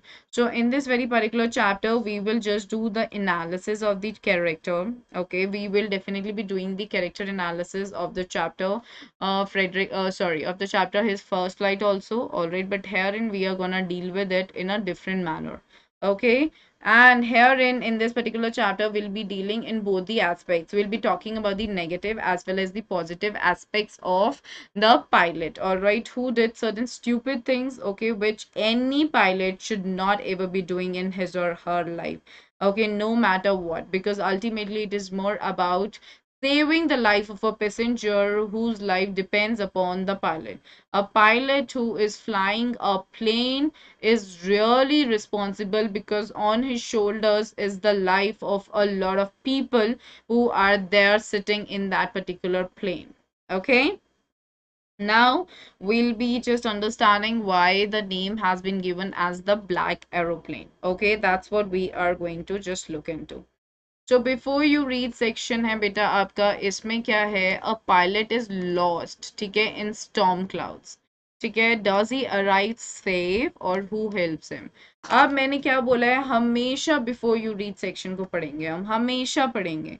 Actual में ये आपका एक तरीका भी होना चाहिए. See when you start to see a movie, ठीक है, आप किस बेसिस पे जाते हो कि मैं थिएटर में जाके ये मूवी देखूंगी, ठीक है, क्योंकि आपको शायद उसका ट्रेलर पसंद आता है, ठीक है, आपने या तो उसका टीजर पसंद आता है, तो टीजर से आपको आइडिया मिल जाता है मूवी में सलमान खान इज वर्किंग और मूवी में शाहरुख खान इज वर्किंग और may be Akshay Kumar is working, right, and you are like, he is my favourite actor and I like his acting, so I will be going and visiting. So you judged it and you come to know something about it, but like at times you see that it's an action movie, I'm not really interested in action, but yeah, I'll go for a soft kind of a movie with a soft family kind of a story wherein is there.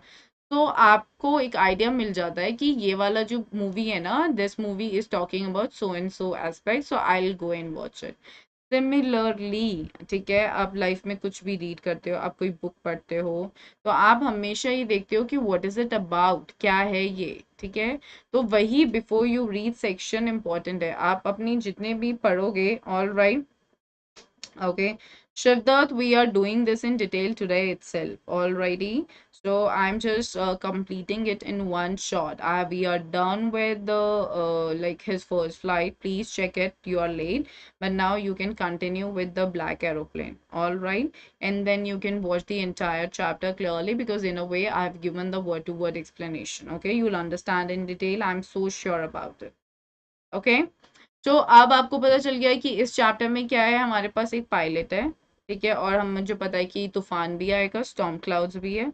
अब मुझे ये देखना है कि क्या वो आराम से उस तूफान से निकल पाता है और उसकी मदद कौन करता है. तो इन सब तरीकों से ना मुझे हिंट मिल गया है कि पायलट है, तूफान है, और वो सेफ भी आ जाता है. मुझे किस क्वेश्चन से पता चला, हु हेल्प्स हिम, क्योंकि किसी ने हेल्प की है, ठीक है, that's what I am understanding. तो आप जब पढ़ते हो चैप्टर को, इन तरीकों से पढ़ो, इन तरीकों को फॉलो करोगे तो अच्छे से आंसर बना पाओगे अपने खुद के लिए, एंड दैट इज इम्पोर्टेंट, ठीक है, वो इम्पोर्टेंट होता है. Alrighty people, yes everyone.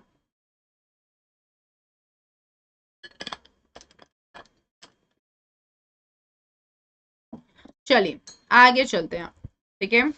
Now the chapter says the moon was coming up in the east. तो आपको मैंने बता रखा है, पहला लेटर हमेशा ही आपकी बुक में क्या कहते हैं, कैपिटल में दे रखा है, because that is what the style that has been adopted by NCERT for the books. The moon was coming. moon क्या है, वो coming up in the east. जो moon है वो ना east में ऊपर आ रहा था, इस डायरेक्शन में, मतलब चंद्रमा दिख रहा था, रात की बात हो रही है. बिहाइंड में वो कह रहे हैं, लेकिन मेरे पीछे, ठीक है, मैं आगे निकल रहा हूँ, मेरे पीछे हैं। एंड स्टार्स वर शाइनिंग, और जो सितारे हैं वो चमक रहे थे क्लियर स्काई में। द है, द का क्या मतलब हुआ, मैं स्पेसिफाई कर रही हूँ। देखो ये सारी चीजें मैं आप लोगों को इसलिए बताती हूँ जिससे कि आप ये चीजें ना थोड़ा नोटिस करो और आपकी लाइफ में हैबिट बने। ओके, आप जितना प्रैक्टिकली इन चीजों को यूज करोगे ना, आपके लिए आसान होता चला जाता है।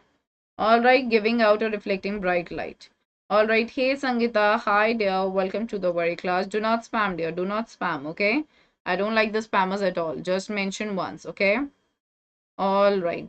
ओके, सो अब क्लियर स्काई अबव मी, वो कह रहे हैं कि मेरे मतलब वो कह रहे हैं कि जो मून है ना वो साफ क्लियरली दिख रहा है, ईस्ट डायरेक्शन से आ रहा है। ठीक है, मेरे पीछे, और जो स्टार्स है ना मतलब जो सितारे हैं वो चमक रहे हैं, मतलब मेरे प्लेन के ऊपर चमक रहे हैं। ठीक है, और बिल्कुल एकदम साफ सुथरा ना स्काई है, मतलब मुझे जो मतलब स्काई है अच्छा दिख रहा है। ठीक है, देयर वॉजंट मतलब वहां पर बिल्कुल भी नहीं है a cloud in the sky, मतलब एक भी बादल नहीं है। ठीक है, ऊपर आसमान में।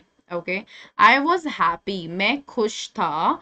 टू बी अलोन, अब आप यहाँ पे ध्यान से समझो अपने चैप्टर के लिंक्स। मैंने आपको क्या क्या बताया हिज फर्स्ट फ्लाइट में, ही वॉज अलोन। ठीक है, यहाँ पे also he is alone, but what is the difference between both of them being alone? ध्यान से समझना, he was alone there, he was sad, he was waiting for his parents to come to feed him. Here he is alone but he is happy. All right, so you should know the difference. All right, is that clear? So we see that वो बहुत ज्यादा खुश था क्योंकि वो अकेला था। High up above मतलब बहुत ऊपर था, high मतलब ऊपर, ओके, अप मतलब उससे ऊपर, above मतलब बहुत ऊपर। हाई अप अबव जब हम एक साथ यूज करते हैं इसका मतलब होता है बहुत ऊपर। ठीक है, ठीक है, और वो कहाँ थे, बहुत ऊपर था, किसके, the sleeping country side. Country side क्या मतलब हुआ कि वो जो कंट्री है सारी कंट्री सो रही थी, यानी कि क्या टाइम है, रात का टाइम हो रहा है, तो वो हैप्पी था। तो यहाँ पे हमने कॉन्ट्रास्ट देखा। ऑल राइट, मैं दोनों चैप्टर के लिंक से करवाऊंगी क्योंकि किसी भी टाइप का क्वेश्चन आ सकता है। I don't want any one of you to lose any mark because of any kind of like miss. Okay, तो यहाँ पे क्या था, and scenery of rural area, country side, yes. ठीक है, तो वहां पे सारे लोग वहां सो रहे थे, वो बहुत खुश था क्योंकि वो सबसे ऊपर था, आसमान में उड़ रहा था। ठीक है, लेकिन वहां पे सीगुल अकेला था लेज पर, और एक्चुअल में कौन एंजॉय कर रहा था, उसके पेरेंट्स वगैरह वो एंजॉय कर रहे थे, उसके सिस्टर एंजॉय कर रहे थे, उसके ब्रदर्स एंजॉय कर रहे थे। That is what we see right in there. ठीक है, समझ आई? All right, I was flying my old Dakota aeroplane, ध्यान रखना मैं उड़ा रहा था, पास्ट कॉन्टिन्यूस। ठीक है, क्योंकि उस वक्त वो चीज हो रही थी पास्ट में। आई वॉज फ्लाइंग, मेरा पुराना डकोटा, जब भी प्लेन की बात होगी क्या नाम है, D has to be capital in all your answers. बहुत बच्चों के मैंने आंसर्स ऐसे देखे हैं वो ये लिखते हैं। ठीक है, यहीं पे 0.5 मार्क्स डिडक्ट हो जाता है। क्या कहते हैं, प्रॉपर प्रोनाउन है, so that is why you have to go ahead with it the right way. It's my edits बेटा, डोंट बी वरिड। अगर हम लोगों को जैसे फॉर एग्जांपल अगर आपको पता है कि आपको खाना खाना आता है और आप श्योर हो कि आप अपनी शर्ट पे नहीं गिराओगे, तो आप कहते हो कि हाँ मुझे यहाँ पे नैपकिन नहीं चाहिए, मैं खा लूंगा, राइट? क्योंकि आपको पता है कैसे खाते हैं खाना। सिमिलरली अगर आपको ये पता है, आपने पढ़ाई करी है, आपको सब समझ आ गया है, आपने उसके लिए प्रैक्टिस करी है, तो डरने की कोई जरूरत नहीं है। All right, so please understand it. Okay, hi Gaurav, a very good afternoon. तो नाउ अब वो कह रहा है मैं अपना पुराना डकोटा एरोप्लेन ना उड़ा रहा था, कहाँ से उड़ा रहा था, फ्रांस के ऊपर से। ठीक है, ओवर यहाँ पे यूज किया गया है क्योंकि हम एक क्या कहते हैं, जब भी हम किसी चीज की, किसी पर्टिकुलर चीज की बात करते हैं जो एक मूवमेंट में हो और ऊपर हो, तो आप हमेशा प्रेपोजिशन ओवर यूज करते हो। ठीक है, तो वो कह रहा है मैं ना क्या कहते हैं फ्रांस के ऊपर से उड़ा रहा था, कहाँ पे, बैक टू इंग्लैंड, वापस जा रहा था इंग्लैंड में। ठीक है, बैक टू इंग्लैंड का यहाँ पे ये मतलब हुआ कि वो इंग्लैंड फ्रांस से बिलोंग नहीं करता था। ओके, आई वॉज ड्रीमिंग, मैं ना फैंटासाइज, ड्रीमिंग का मतलब क्या होता है, फैंटासाइज करना, मतलब जैसे होता है ना, अगर मैं आपको ये बोलूँ कि हाँ हम लोग ना ट्रिप पे चलेंगे यूरोप नेक्स्ट मंथ, तो आप कहते हो वाओ मैं ये पहनूंगी, मैं ये पहनूंगी, हम यहाँ पे भी जाएंगे, हम यहाँ पे भी जाएंगे, तो आप सोचने लग जाते हो, आपके दिमाग में ड्रीम्स आने लग जाते हैं, a series of thoughts, very good, absolutely correct, okay. So now here in what happened is कि उसके दिमाग में ना ये सब चीजें आने लगी उसकी छुट्टियों से related, and he was looking forward to being with his family, और अब वो ना खुश था कि अब मैं अपने परिवार से मिलूंगा। आई लुक्ड एट माई वॉच, उसने अपनी घड़ी की तरफ देखा, घड़ी में टाइम हो रहे थे 1:30 in the morning, so 1:30 in the morning basically refers to after 12 PM, all right, in I mean basically the 12 AM, all right, in the night. तो वो कह रहा है कि 1:30 बज रहा था, ठीक है। आई शुड कॉल, अब वो कह रहा है कि अब ना शुड मतलब क्या है, क्योंकि नेसेसिटी की बात हो रही है, जब हम नेसेसिटी की बात करते हैं या फिर हम किसी कंपल्शन की बात करते हैं, उस केस में आप हमेशा शुड का यूज करते हो।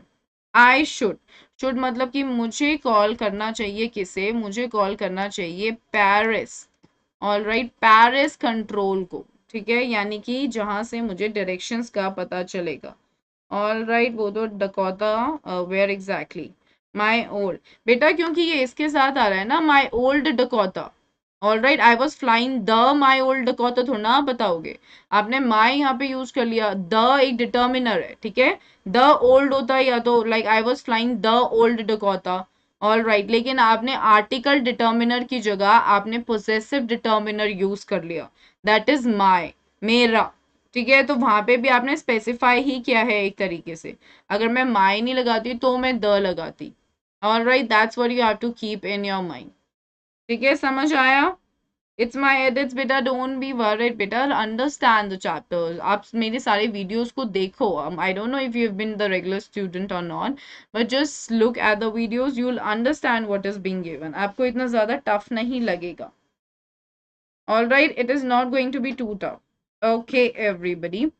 सो नाउ व्हाट हैपेंड इज कि उसने पेरिस कंट्रोल को फोन किया, आई थॉट, ऑल राइट, उसने ये सोचा कि मुझे अब कर लेना चाहिए, जरूरी है, as I looked down past the nose of the aeroplane, तो जैसे ये आपका एरोप्लेन है, ठीक है, कह रहे तो मैंने जैसे यहाँ पे देखा ना अपने एरोप्लेन के नोज पे, ठीक है, आई saw the lights of a big city in front of me, तो मुझे यहाँ पे ना अब एक बड़ी सिटी के लिए ना लाइट्स दिखाई दे रही है, रात हो रही है, ठीक है, आप जा रहे हो, आप नीचे आपको दिखता क्या है, एरोप्लेन से आपको क्या दिखता है, सिर्फ लाइट से दिख रही होती है और तो कुछ नहीं दिखता, ठीक है, unless and until you are there in the sky above, तो वहां पे आपको सिर्फ क्लाउड्स दिखते हैं, हाँ, ठीक है, आई sorry, clouds in the sense कि वहां पे आप स्काई में होते हो तो आप इतना नीचे नहीं देख पाते हो, लेकिन अगर आप किसी सिटी के पास हो और आप ऑलमोस्ट थोड़ा लैंड कर रहे हो और आपका जो एरोप्लेन है वो थोड़ा नीचे फ्लाई कर रहा है, तो ऑब्वियसली आपको लाइट्स दिखेंगी सिटी की, तो कह रहे हैं कि जब मैं यहाँ से देख रहा था ना तो मुझे दिख रही थी lights, all right, is that clear everyone, okay, so we see that I saw the lights of a big city in front of me, एक बहुत बड़े शहर की मुझे लाइट्स दिख रही थी, अब यहाँ पे मैंने अ बिग सिटी क्यों लगाया है, मैंने द यहाँ पे इसलिए नहीं लगाया क्योंकि बड़ी सिटी तो है लेकिन कौन सी है मुझे नहीं पता, ठीक है, तो मैं स्पेसिफिकली बात नहीं कर सकती हूँ, ठीक है। I switched on the radio, मैंने ना रेडियो को ऑन किया और मैंने क्या बोला, जस्ट अ मिनट गाइस, या सो मैंने ना अपनी क्या कहते हैं रेडियो को ऑन किया, या just a minute everyone, okay, so उसने बोला कि मैंने ना अपने स्विच ऑन, आप हमेशा स्विच ऑन करते हो, जैसे अगर आप बोलते हो switch on the radio, switch on the TV, switch on the fan, switch on the press और स्विच ऑन द माइक्रोवेव, तो आप हमेशा स्विच ऑन बोलते हो, ऑल राइट, सब्जेक्टिव आएगा बेटा, it's gonna be subjective, okay, like what we are aware of is like as per your syllabus it's gonna be a subjective paper this time, okay, but we do not know anything, like let's wait for the CBSE sample paper, but the most chances is that of the subjective paper itself, all right, okay, is that clear everybody? Yes, so we see I switched on the radio and said, Paris Control Dakota DS 088 here. Can you hear me? I'm on my way to England. Over.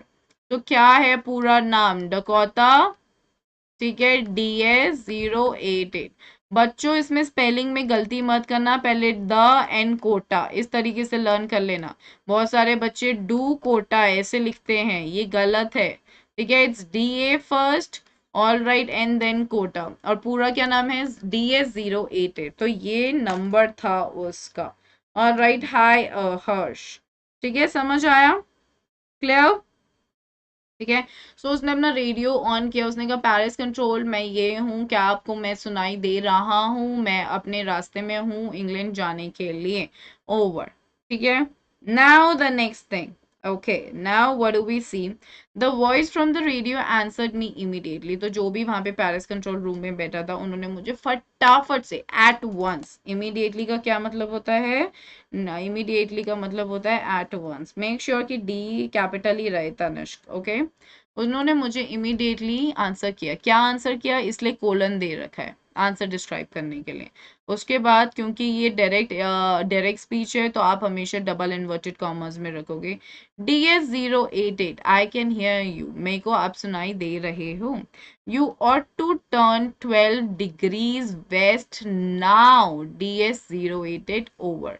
और to क्या होता है, और to आपका model verb है, जिसका मतलब होता है कि आपको स्ट्रिक्टली कुछ फॉलो करना है, यानी कि that can be your duty, all right, और you are suggesting something to someone, suggestion भी हो सकता है या फिर कोई ऑब्लिगेशन भी हो सकता है। All right, is that clear everyone? Is that clear everybody? So वो कह रहे हैं कि आपको अभी के अभी ही 12 डिग्रीज वेस्ट की तरफ मुड़ना है। ठीक है, this is very important, 12 degrees west की तरफ मुड़ना है। Is that clear? I checked the map, मैंने मैप चेक किया था, एंड द कंपास, कंपास भी चेक किया, switched over to my second and last fuel tank. तो इससे मुझे क्या इंफॉर्मेशन पता चलती है, हमारे टोटल कितने फ्यूल टैंक्स थे, 2 फ्यूल टैंक्स थे। ऑल राइट, तो उसने अपना सेकेंड और लास्ट फ्यूल टैंक कब स्विच किया, जब उसको पेरिस कंट्रोल रूम से ये इंफॉर्मेशन मिल गई कि 12 डिग्रीज वेस्ट की तरफ मुड़ना है। ठीक है, एंड टर्न, और मैंने टर्न कर लिया द डकोटा। अब देखो यहाँ पे, you ask me this question Gaurav, right, if you are here in the class, यहाँ पे द आया, यहाँ पे द क्यों आया, क्यों आया द?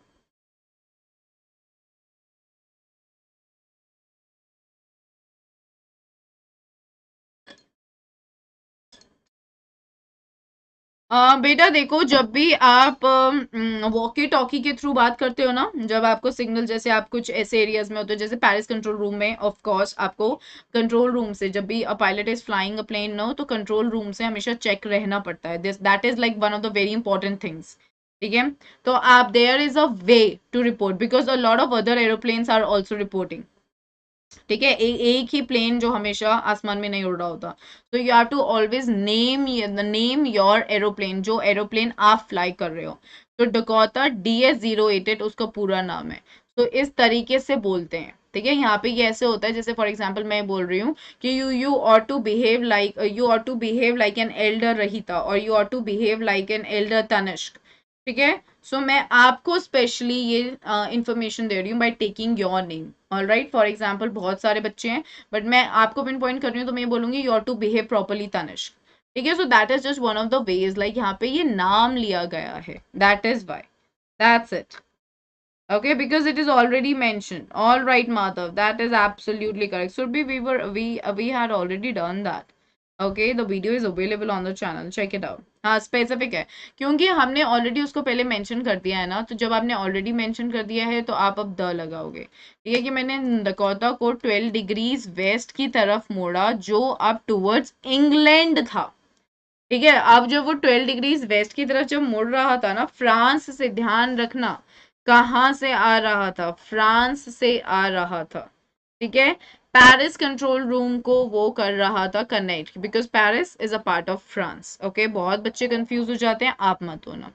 ठीक है, तो अब 12 डिग्रीज वेस्ट वो किस तरफ जा रहा था, वो वाला रास्ता अब इंग्लैंड की तरफ निकल रहा था। ठीक है ना, Again he comes back to his fantasizing. I'll be in time for breakfast. अब वो सोच रहा है मैं ना टाइम से पहुंच जाऊंगा ब्रेकफास्ट के लिए. I thought, मैंने ऐसा सोचा था. A good big English breakfast and exclamation mark. तो आप देखो यहाँ पे पागलपंती है ये. Okay? When a pilot is flying, all he should think about is just flying. Okay? Just flying. He cannot go ahead with the fantasizing कि मैं यहाँ पहुंच के यहाँ ये करूंगा, मैं वहां पहुंच के वो करूंगा, मैं वहां जाके बच्चे को घुमाने लेके जाऊंगा. No, that is not the right way, because just one single risk can destroy the things right there. One single like digression or diversion can destroy. It can literally do it. Okay? But now what is he doing? France to England, right, Tanishq? Right, no worries. Okay. So now what did he do, उसको चाहिए था एक बहुत अच्छा good, एक अच्छा बड़ा English breakfast. Okay, English यानी कि जो इंग्लैंड, आई मीन जो people who live in England they eat. ठीक है, जो एक तरीके जैसे for example they are having maybe bread jam और like croissant, or they are having anything whatever they want. Okay, the type of an England kind of a breakfast, like for example if you go towards the South India, no, so the breakfast that you're gonna get there is like, you know, like you may get like an idli, you may get like dosa or sambar. You know that this kind of breakfast would be available, right? But if I am going towards North India, I know that something else is going to be here in the breakfast. Maybe I'm going to an English place, maybe they are gonna give us a glass of juice and bread butter. Okay, that's it. That way. Okay. So we see everything was going well. सब कुछ बहुत अच्छा जा रहा था. ठीक है. अच्छा, यहाँ पे एक्सक्लेमेशन क्यों दे रखा है? क्योंकि ये इसकी एक्साइटमेंट शो कर रही है. ठीक है.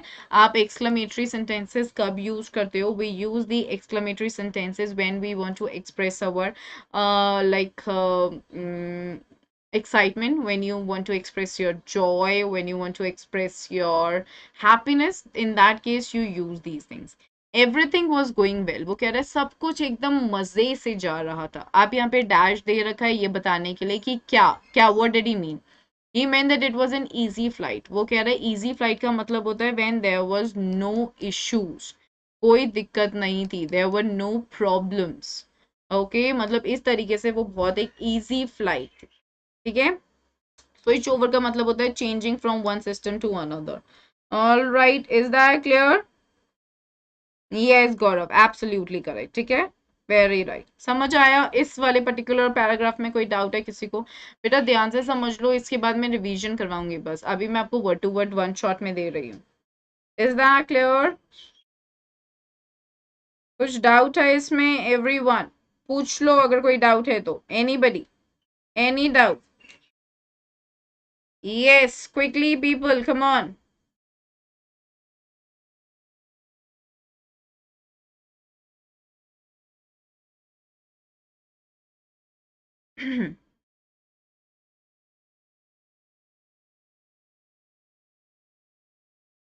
Okay, people, so let's get going, everybody. All right, towards the next thing. Now we see, now we are coming to the next part wherein we see that now the author, I mean Frederick Forsyth himself says Paris was about matlab lagbhag. Okay, that this is not like a confirmation, it's like a sentence wherein over matlab khatam hona. Over कहाँ पे बेटा? किधर over की बात कर रहे हो? Over. अच्छा, ओवर बेटा ये तरीका होता है जैसे hi sir, I have reported, I am at the base camp, this is Preksha Sharma reporting to so and so person. Over यानी कि मैंने अपनी बात कह दी है, आपने सुन ली, अब आप अपनी बात बोलो. फिर वो वहां से बोलेंगे. Have you seen that movie in a lot of military movies, like Shershaah movie is one of the movies, okay, that came last year I suppose, wherein whenever they are in the base camps or at an area wherein there is no direct communication, the phones, the networks, they do not work, so they talk via the walkie talkies. So like they report, there is a button that they press and then they just reveal out their thing, like as in that they reveal whatever they want to say. I'm reporting and so this is the area here, these are the situations. Over, that means मैंने अपनी बात बोल दी, अब आप बोलो. That way. Okay, गौरव समझ आई ये बात? Gaurav, did you get that dear?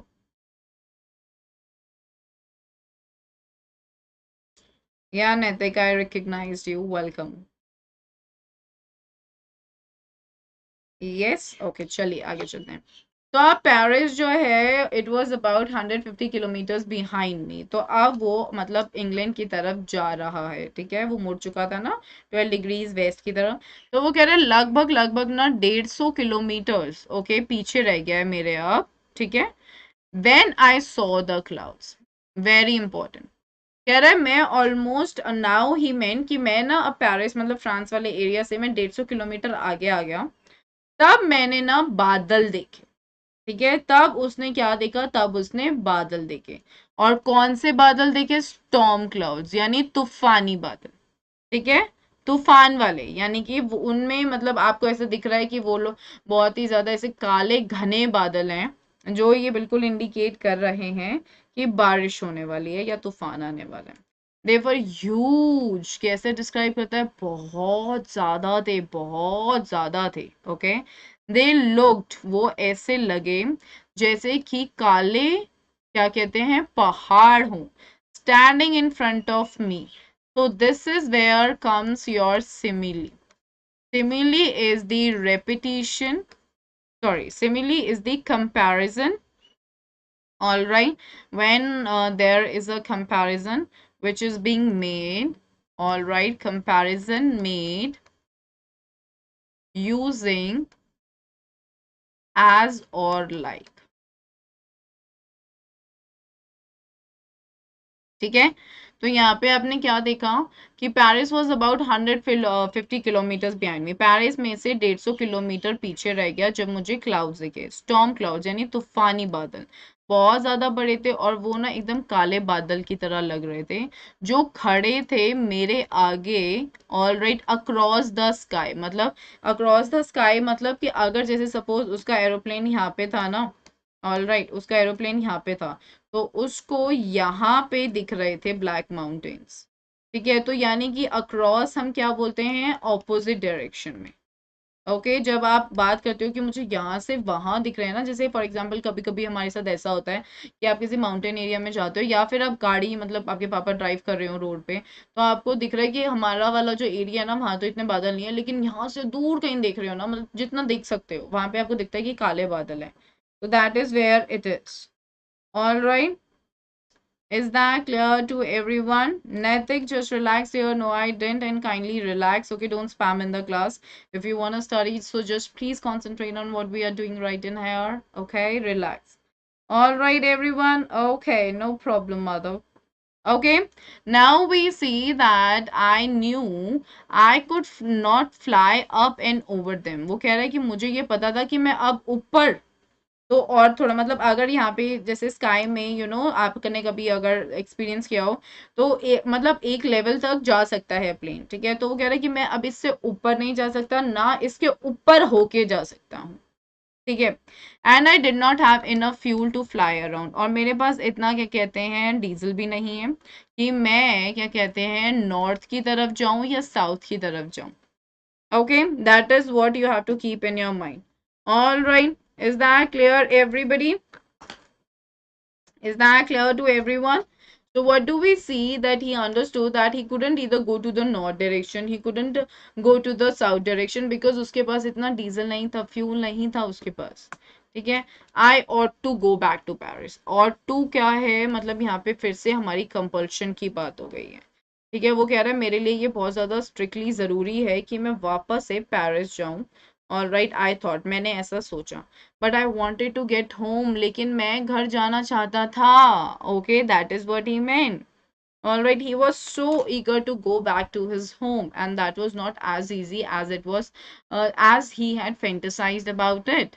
All right, why? Because now we see that there were like a lot of like there was a proper chaos right in there. Okay, I wanted that breakfast. अब आप देखोगे यहाँ पे थोड़ा सा unprofessionalism आ रहा है, because he said कि मैं तो वहां पे अपने घर जाना चाहता था, मुझे वो वाला नाश्ता चाहिए था। I'll take the risk. तो ये वाला जो decision है ना, herein we are going to analyze him on the basis of this, that he said I'll take the risk. That means कि मैं risk करने को, risk कौन सा? All right, मैंने सोचा I'll take the risk. I thought and flew that old Dakota. All right, straight into the storm. और मैंने क्या किया कि मैंने उस क्या कहते हैं ओल्ड डकोटा को सीधा मैं उन क्या कहते हैं उस तूफान में ले गया. ऑल राइट, तो basically he is talking about this कि उसने ये रिस्क लिया, उसने ये चांस लिया कि वो उड़ेगा. ठीक है, वो ना उड़ेगा क्योंकि उसके पास अब इतना फ्यूल भी नहीं था. ओके, और उसने उस ओल्ड डकोटा को सीधा उस स्टॉर्म में लेके चला गया. Any doubt right in here? Anybody having any question? Yes, everyone. Does anyone have any question related to this? Like, did you all understand this? Anybody, do you want to ask anything right in here? Quickly, people.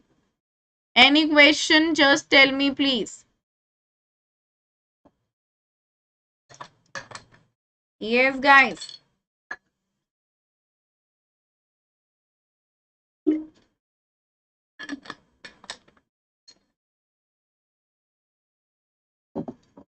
Yes. Any question? No?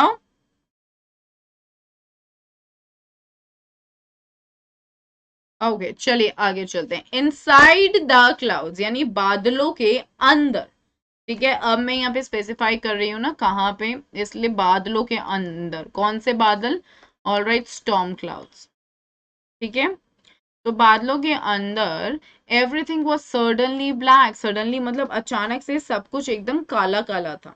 All right, it was impossible to see anything outside the aeroplane. मतलब बिल्कुल भी possible नहीं था, कोई chance ही नहीं था कि कुछ देखा जा सके एरोप्लेन के बाहर. द ओल्ड एरोप्लेन, पुराना जो एरोप्लेन था उसने क्या किया? सो पुराना एरोप्लेन, कौन सा पुराना aeroplane? Dakota. All right, DS-088. Okay, so उसने क्या किया? It jumped. ध्यान से सुनना, that how did it behave inside the clouds. How did it behave inside the storm clouds? That's what you will have to understand here. Gaurav, English breakfast मैंने आपको अच्छे से समझाया था बेटा. इंग्लिश ब्रेकफास्ट होता है जैसे आपके यहाँ पे, जैसे इंडिया में नॉर्थ इंडियन, जैसे मैंने बताया south Indian breakfast. South Indian breakfast में आपको पता है आपको सांबर मिलेगा, आपको इडली मिल जाएगी. इधर you'll get like a vada और you'll get a dosa like that. And if I am talking about like Gujarati breakfast, you know, you may get a khaman dhokla, you may get the khandvi. All right, और khakhra jalebi. Okay, so that is what it is. अगर मैं बात कर रही हूँ, if I'm talking about the North Indian breakfast, so I know I can just go ahead with the pav bhaji. Maybe I can go ahead with the like kulcha, okay, or like chole bhature like that.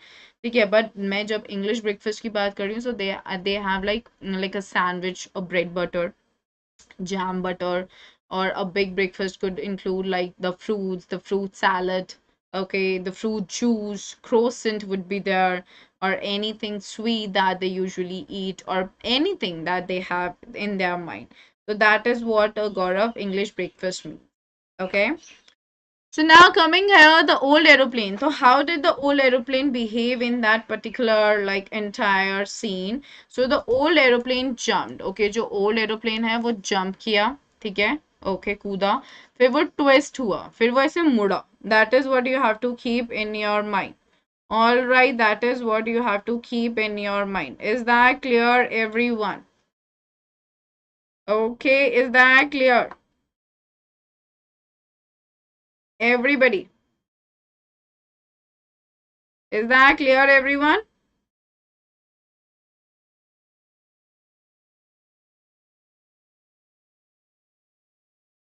All right, okay, so उसने पहले jump हुआ, फिर वो twist हुआ. ठीक है, आई looked at the compass. So look के साथ मैंने आपको बता रखा है और हमेशा आता है एट. जब आप किसी चीज को देखते हो तो कौन सा प्रेपोजिशन आता है? It is always at. Keep that in your mind.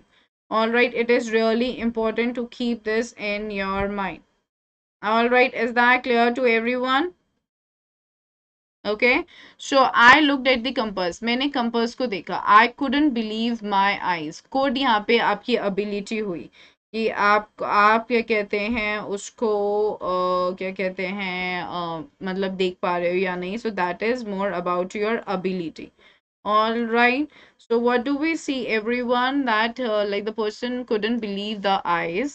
आप यहाँ पे कोलन दे रखा है ये बताने के लिए कि आंखों ने क्या देखा जो चीज बिलीव नहीं हो पाई. वो ये, the compass was turning round and round and round. मतलब कंपास बार बार ऐसे गोल गोल गोल गोल गोल गोल घूम रहा था. तो round and round and round ये वाला वर्ड्स आपके 3 बार इसलिए रिपीट हुए हैं ये बताने के लिए कि वो खराब हो गया था.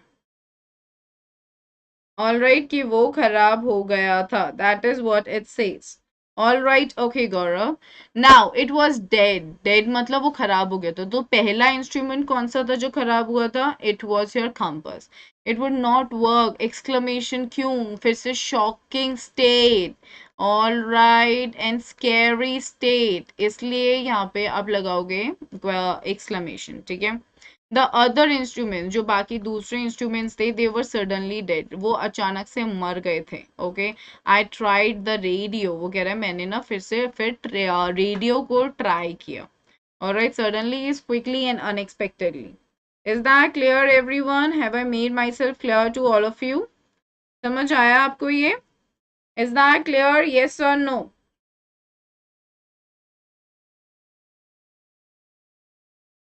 Yes everyone? येस और no?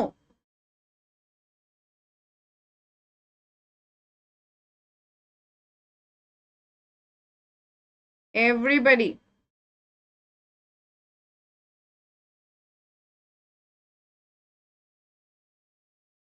Quickly, guys.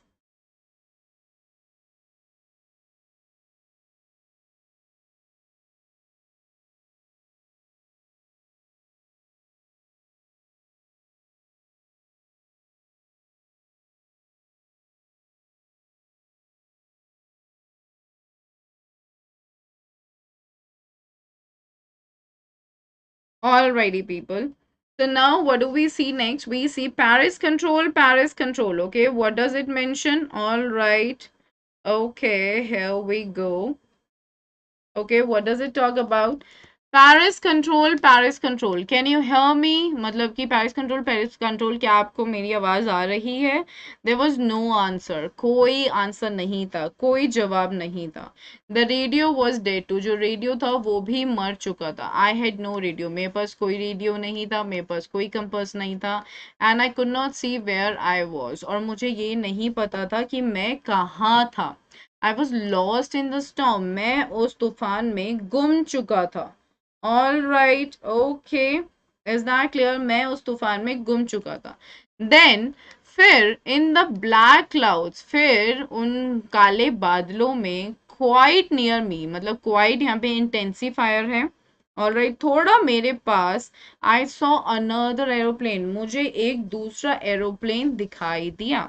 It had no lights on its wings. मतलब कि अब जैसे मैं फिर से अपनी एरोप्लेन की ड्राइंग आपको बताऊंगी तो उसमें यूजुअली लाइट्स होती है. वो कह रहे हैं यहाँ पे कोई लाइट्स नहीं थी. But I could see it flying next to me through the storm. लेकिन मुझे दिख रहा था कि वो बिल्कुल एकदम मेरे साथ ही फ्लाई कर रहा था. ऑलराइट, और उस तूफान से निकल रहा था. I could see the pilots face. वो कह रहा है कुड यहाँ पे आपका फिर से क्या बता रहा है? आपकी अबिलिटी के बारे में बता रहा है. ऑलराइट, वो कह रहा है मैं देख सकता था क्या? मैं ना जो पायलट था उसका फेस देख सकता था. The pilots face. ठीक है. और कैसा था? अब वो यहाँ पे डैश देके समझा रखा है. टर्न्ड टूवर्ड्स मी, जो मेरी तरफ मुड़ा. ठीक है. That is what he is saying कि मैं देख सकता था पायलट का फेस जो मेरी तरफ मुड़ा.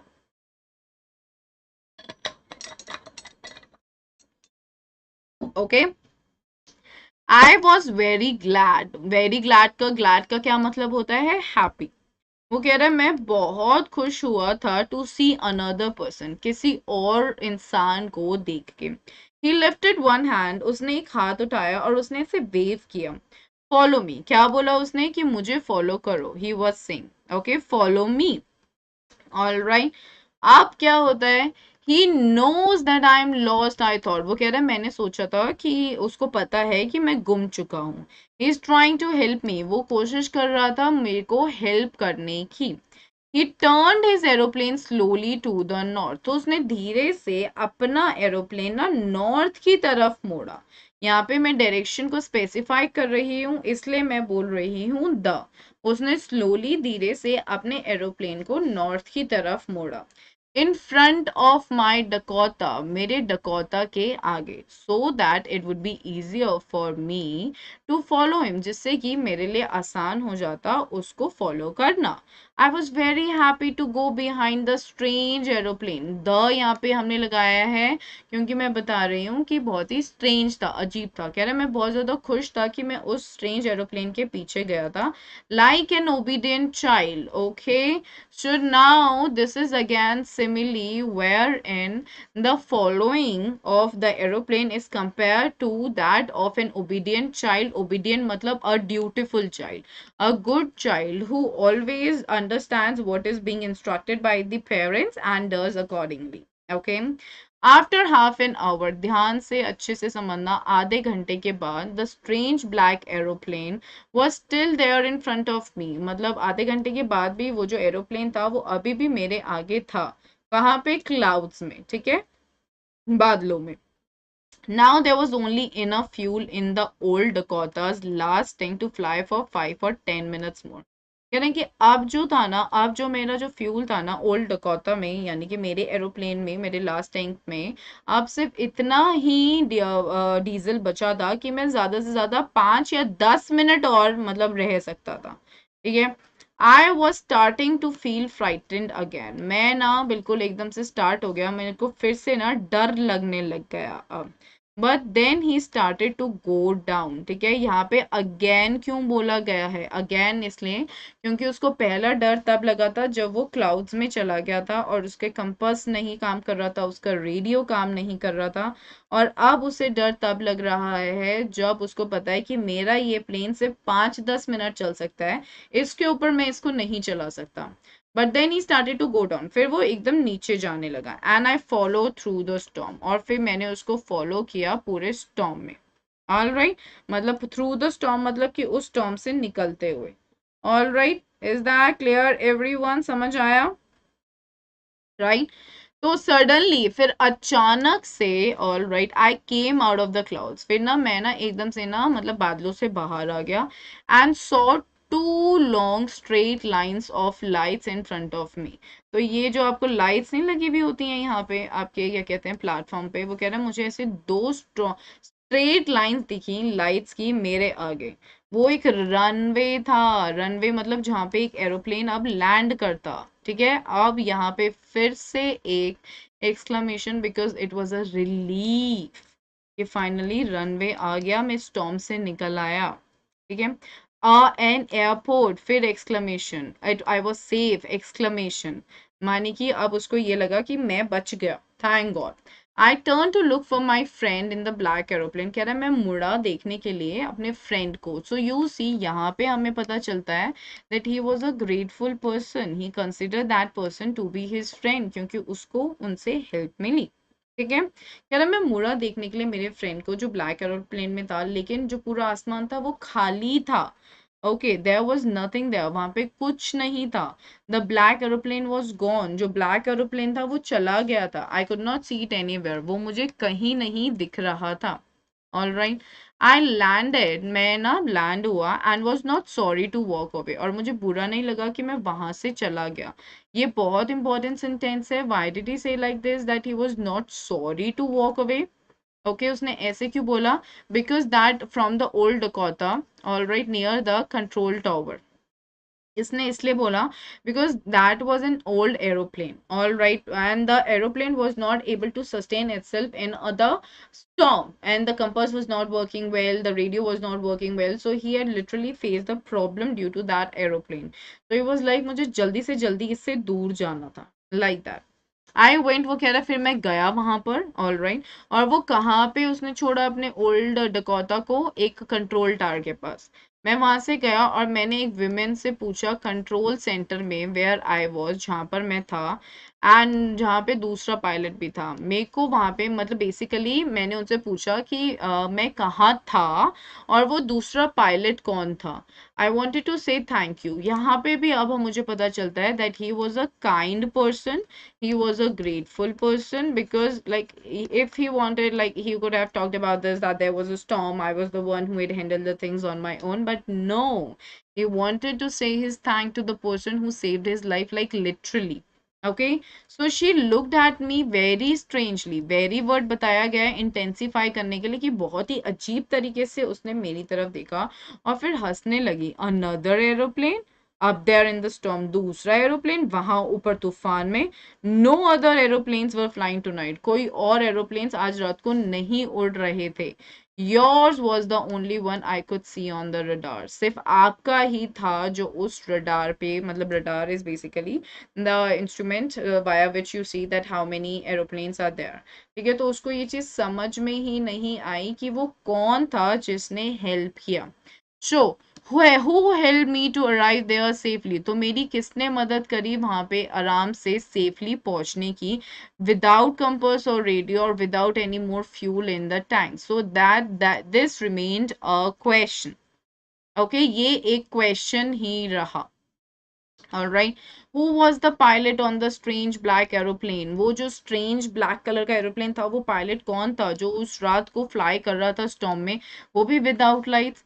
So the chapter ends like this, wherein we see that it is total mysterious who the person was, where did he come from, and it was totally miraculous that his life was saved and he came in a safe manner right from there. So we do not have any answers for this. Okay, I hope बेटा कि आप लोगों को सारा chapter अच्छे से समझ आया हो।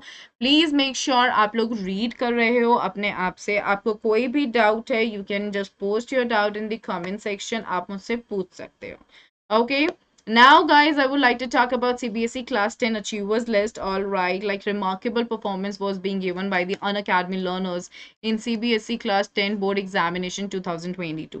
So 99.8% are the highest scorer, 412 plus learners secure 90% or more, 100 plus learners secure 95% or more, and 114 plus learners secured 100 marks in different subjects. So you could be the next one. Make sure that you all are definitely going ahead with this for your betterment, for your good. You're joining hands here with Unacademy, because we have got the Iconic and the Plus subscription. In Iconic, we are providing you all the personal guidance, one-on-one guidance from the top exam experts. And then we have the test analysis, one-on-one guidance from the top exam experts. We have the study planner, customized study plan with bi-weekly reviews. We have the study material, specialized notes and practice tests. You have the experts guidelines, study booster workshop by exam experts. And then you have the plus as well. Live classes would be there, weekly tests would be there, structured courses would be there, and unlimited access would also be there.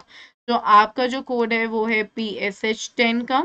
All right, I mean this is my code, you can go ahead with this. अभी आपका बहुत अच्छा unlock 20% offer चल रहा है, जहाँ पे हम 20% डिस्काउंट दे रहे हैं। Think about it wisely, take a decision wisely regarding it, and then take a move everyone for your betterment. क्योंकि अगर आप आइकॉनिक के साथ जाते हो, आपको सारे प्लस के बेनिफिट्स मिलते हैं, प्लस में आपको प्लस के बेनिफिट्स मिलते हैं। So think about it, discuss it with your parents, because Unacademy unlocked 20% off on CBSE Iconic subscription is from August 22 to 26. For example, अगर आप 12 months का लेते हो तो उसका एक्चुअल प्राइस है 37,030 रुपीज। आप क्या पे करोगे 29,624। आप क्या सेव करोगे 7,406। तो 20% का आपको डिस्काउंट मिल रहा है। सो isn't that really amazing? PSH10 आप कोड लगाओ and go ahead with this. Okay, यहाँ पे आप मेरा नंबर यूज कर, आई मीन नॉट मेरा नंबर, आई मीन अनअकैडमी का number, which is 8585858585, and then you can use my code, which is PSH10. Do not delay guys, it's really an amazing offer. You know you need to do well in your life, and here at Unacademy we are providing you the best for your life, for your career, and that's what you need to go ahead with. Okay, then we have Unacademy Unlock 20% off on Plus subscriptions as well, which is from August 22 to 26. जैसे अगर आप 24 months देखते हो तो 30,099 rupees का है, ठीक है। आप कितना पे करोगे? 30,479। आपकी सेविंग्स है 7,620, 20%।